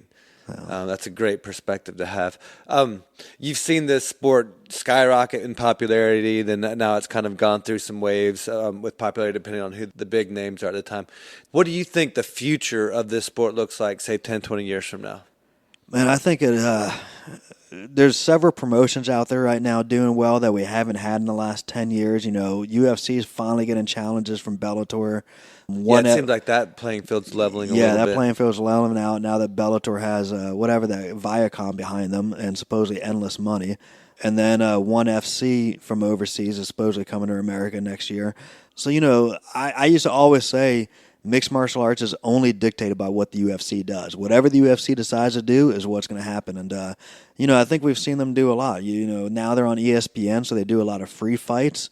I just saw their first ever show. Like a couple months ago, I pointed out to friends of mine, but I think it was like a Saturday. They did a show at like 6 p.m. on ESPN instead of their typical 10 p.m. And the worst part of the UFC, we always say, is that it starts at 10 p.m. and ends at 1 a.m. So if you're a fight fan, you're not getting home till 2 in the morning. Yeah, it's the main event doesn't start till after midnight. Yeah, and if you have kids, it's just not fair to you as a fight fan. Yeah. Where every other sport starts at 6, 7 p.m. and is done by 10 or 10:30. So a couple months ago, not many people noticed, but I noticed on ESPN they did a fight card that started like 7, and I was like, holy crap, it's only from 7 to 10 for the main event, and I didn't think it got as much publicity as it should, so I was curious to see how that would trend, but it's really dictated by the UFC. I hope they have earlier cards. I've always thought they're going to open up more gyms across the U.S. They tried 2 in Atlanta, the UFC gyms. They're kind of managed not correctly. Other cities are doing well. So I'd like to see UFC open up more gyms in more places. And then it'll be interesting to see if they start promoting like smaller fight cards in every city that aren't on TV. And that's where I can't figure out if 10 years from now I'm still going to be a good fight promoter in Atlanta or if I'll be swallowed up if the UFC starts doing fights in every major market. Because if UFC does a fight a month in Atlanta and a fight a month in Charlotte and a fight a month in this other city, it might take the NFC away, or they might say, hey, we want to swallow you up. We want to buy you out. I would imagine they'd come after you and try to suck you up. Yeah. Because you've already got such an established market and everything. Yeah. And you, along with every other small promoter in each market, they'll just go through. Exactly. Maybe it would be easier for them to work with us than potentially work against us. Well, and you think about it, like what you'd like to, or what I envision would be the smart thing to do is you treat it like baseball, where you begin to develop a minor league system, and you really, or even like what WWE, I think, has really done a pretty good job doing here lately is creating these minor league, like the WWE Next and stuff. like that. Yeah, that kind of allows a proving ground or a progression for the athletes for sure. Yeah. All right, so I'm going to twist it up on you. What does an ideal everyday look like for David Oblas 10 years from now? Hopefully still promoting fights, but hopefully not spending the $30,000 per event risk out of my own pocket. Like it'd be nice to find an investor or partner at some point in time that can help me grow. Because people don't understand my challenges. I'm not a multi-millionaire. I'm not an Arthur Blank. So every fight I do is about a $30,000 event. I do 10 or 12 a year, so I'm risking my own money every show. And it's where if I have 3 or 4 bad shows in a row, I'm out of promoting fights, and people don't realize it can happen that quickly. I mean, 3, 4, 5 months from now, I can be broke, homeless, and not be a fight promoter and waiting tables or something like that. Kidding. Chances of 4 fights in a row going horrible where I lose $100,000 are slim. Right. But that's a realistic thing. So 10 years from now, I hope I'm doing the same thing because I absolutely love doing it and love giving people the opportunity to do what they do and the experiences.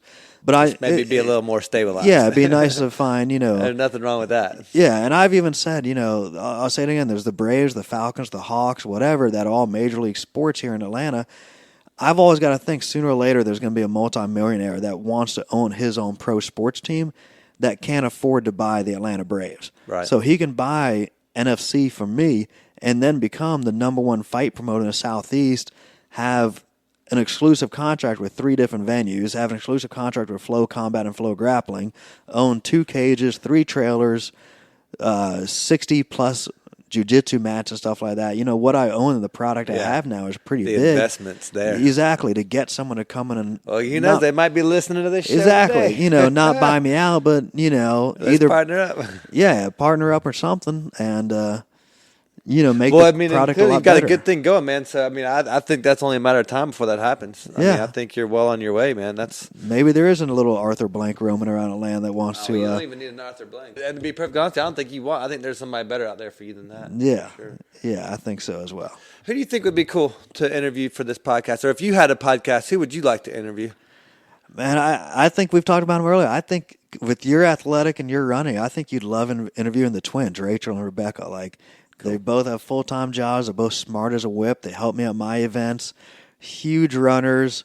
They've got a great story in that their mom had dementia for number of years. They took care of her. No kidding. What's the other disease? What's the other disease? Not dementia. Alzheimer's? Alzheimer's. So she had Alzheimer's for a number of years.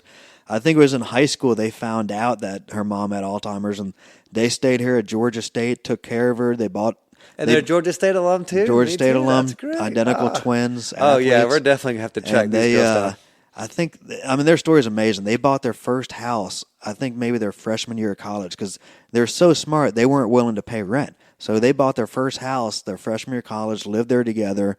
Then they eventually bought a second house in the same neighborhood because they wanted to live near each other, but they wanted 2 houses, 2 mortgages. Nice. So they both bought the same neighborhood. Then they bought a third house, not even a house. They bought a property all the way up in the woods in the mountains because they're always running in the mountains. So a property came up, they bought it. It's been like 3 years and they've already fully paid this thing off. Wow. So they're trying to decide, are they going to sell it and take the profit now, or are they actually going to pave up there and build on it and do something with it because they're always up there running. But the crazy thing is just all the races that they do.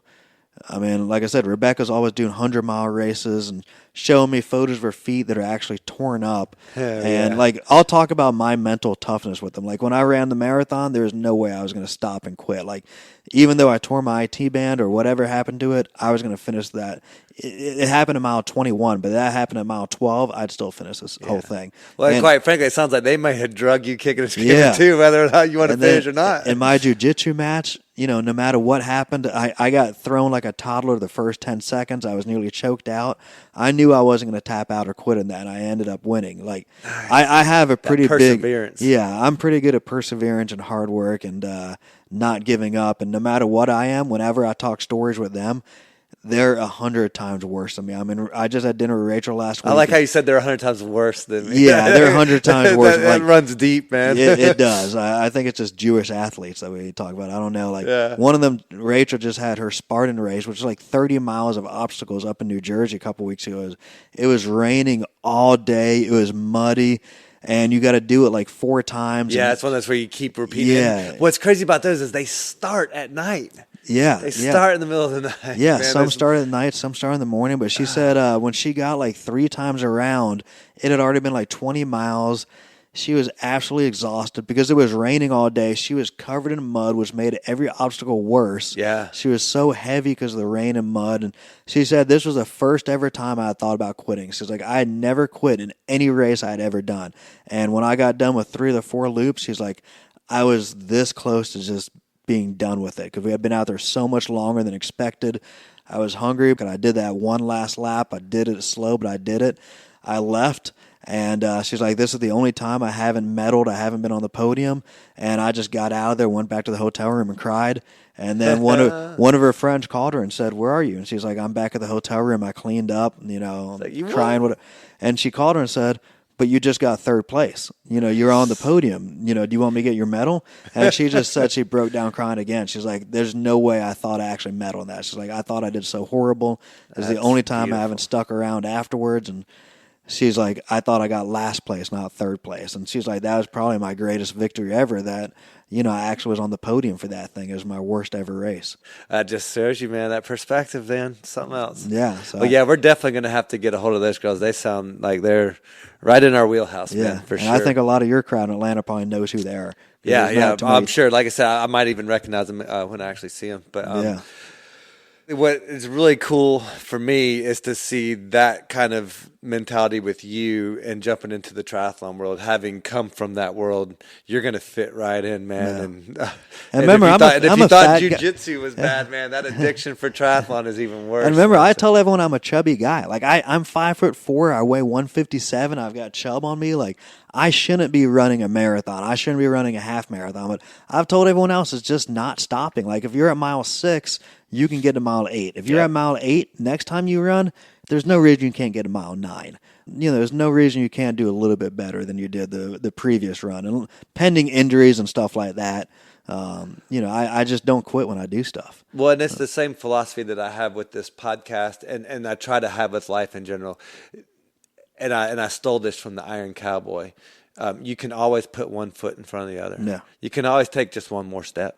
Yeah. Who can't take one step? Yeah. I mean, even with the busted up IT band, even with the blister, you can take a step. Mm-hmm. And then after you take that one step, then take one more step. And it's those little baby steps that you just keep doing it and you just keep moving forward. And that's the kind of mental toughness that you need to see triathlon through. And you're good. I'm so excited for you to be in that sport, man. And one of the things that I talk about with triathlon repeatedly, like what you were just saying with body types, is with that sport, there's all shapes and all sizes. It's not just these rock hard dudes that look like Eli, our buddy, that's all ripped and gorgeous, and these Adonis looking dudes. He's not anymore. It's all shapes and it's all sizes. And now maybe we might need to get Eli into the boat now too. Yeah, he's probably wearing some of that dad spare tire stuff like me. But that's great. I always want to give everybody a chance to plug what you got coming up. Let's talk about the events that you have coming up, and then if there's any other social media that you want to plug, any events, causes, charities. So my next fight is next Saturday, and depending on when this airs, it's actually at the Pink Pony, so it's my second ever show at the Pink Pony. Some people like that, some people don't like it. I understand, I get beliefs. Some of us have a pretty extensive history. Yeah, that's Saturday, October 12th at the Pony, and then I've got a cool charity show I've done each year for the last 3 years. It's Friday, November 1st. And it's at the Monday Night Brewing Garage on the west side. Okay, so we put a cage in there. Where do you fit a cage in there? Oh, in the back. Yeah, in the back. There's like a big wedding space, and they do events in there. So we do it in there. We get about 600 people. That's a great space. It's a red carpet walk with a backdrop. We get a jazz band. There's poker and blackjack games for prizes and stuff like that. And then the fights, and I think tickets are like $60 and up, but all the tickets include all the beer you want to drink. So when you think about it, they've got a great variety of beer down there. Yeah. So I mean, if you're going out to fight, you're going to get drunk most of the time at a fight. So you're going to spend $20 or $30 on alcohol. So it only reduces your ticket to like $30. So it's actually a good deal. It's also a black tie, so everyone gets dressed up. So it's pretty cool that it's the only fight during the year that all of our people that are usually wearing the ugly-ass tap-out and affliction shirts had to show up in suits and black ties.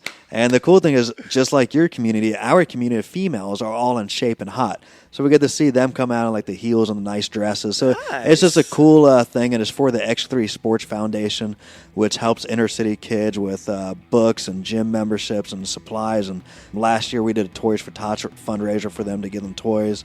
So we've done this the last 3 years for the X3 Sports Foundation. So that's Friday, November 1st at Monday Night Brewing.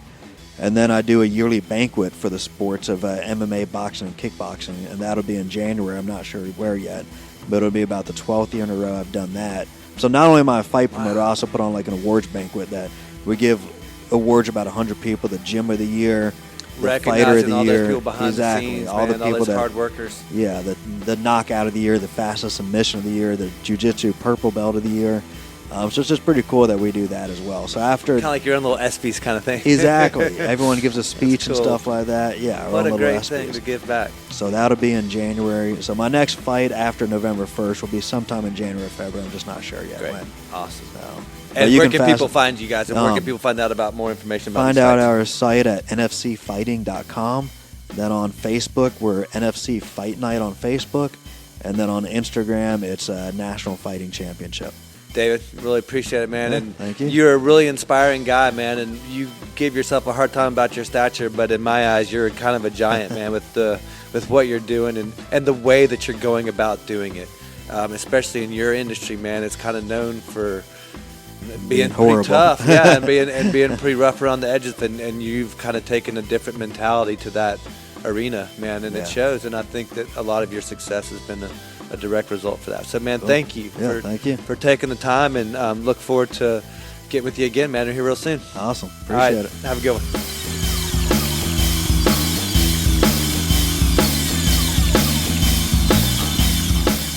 Hey, y'all. Thanks for listening. So what'd you think? What did I miss? Anything that you wanted to hear that I didn't cover? What do you want to know more about? Who would you like to see on the show? Hit us up on social media and tell me what you think. Check us out on iTunes and please leave a review. We're now on Patreon, and your support there helps let us know we're headed in the right direction. We have a lot of exciting new things coming, fascinating guests, and some of the craziest stories you won't believe. So stay in the loop and check out more great content by subscribing at our website, 8keysto great.com. Special thanks to my guests and all those of you living an extraordinary life. This is Nate G. We'll see you next week.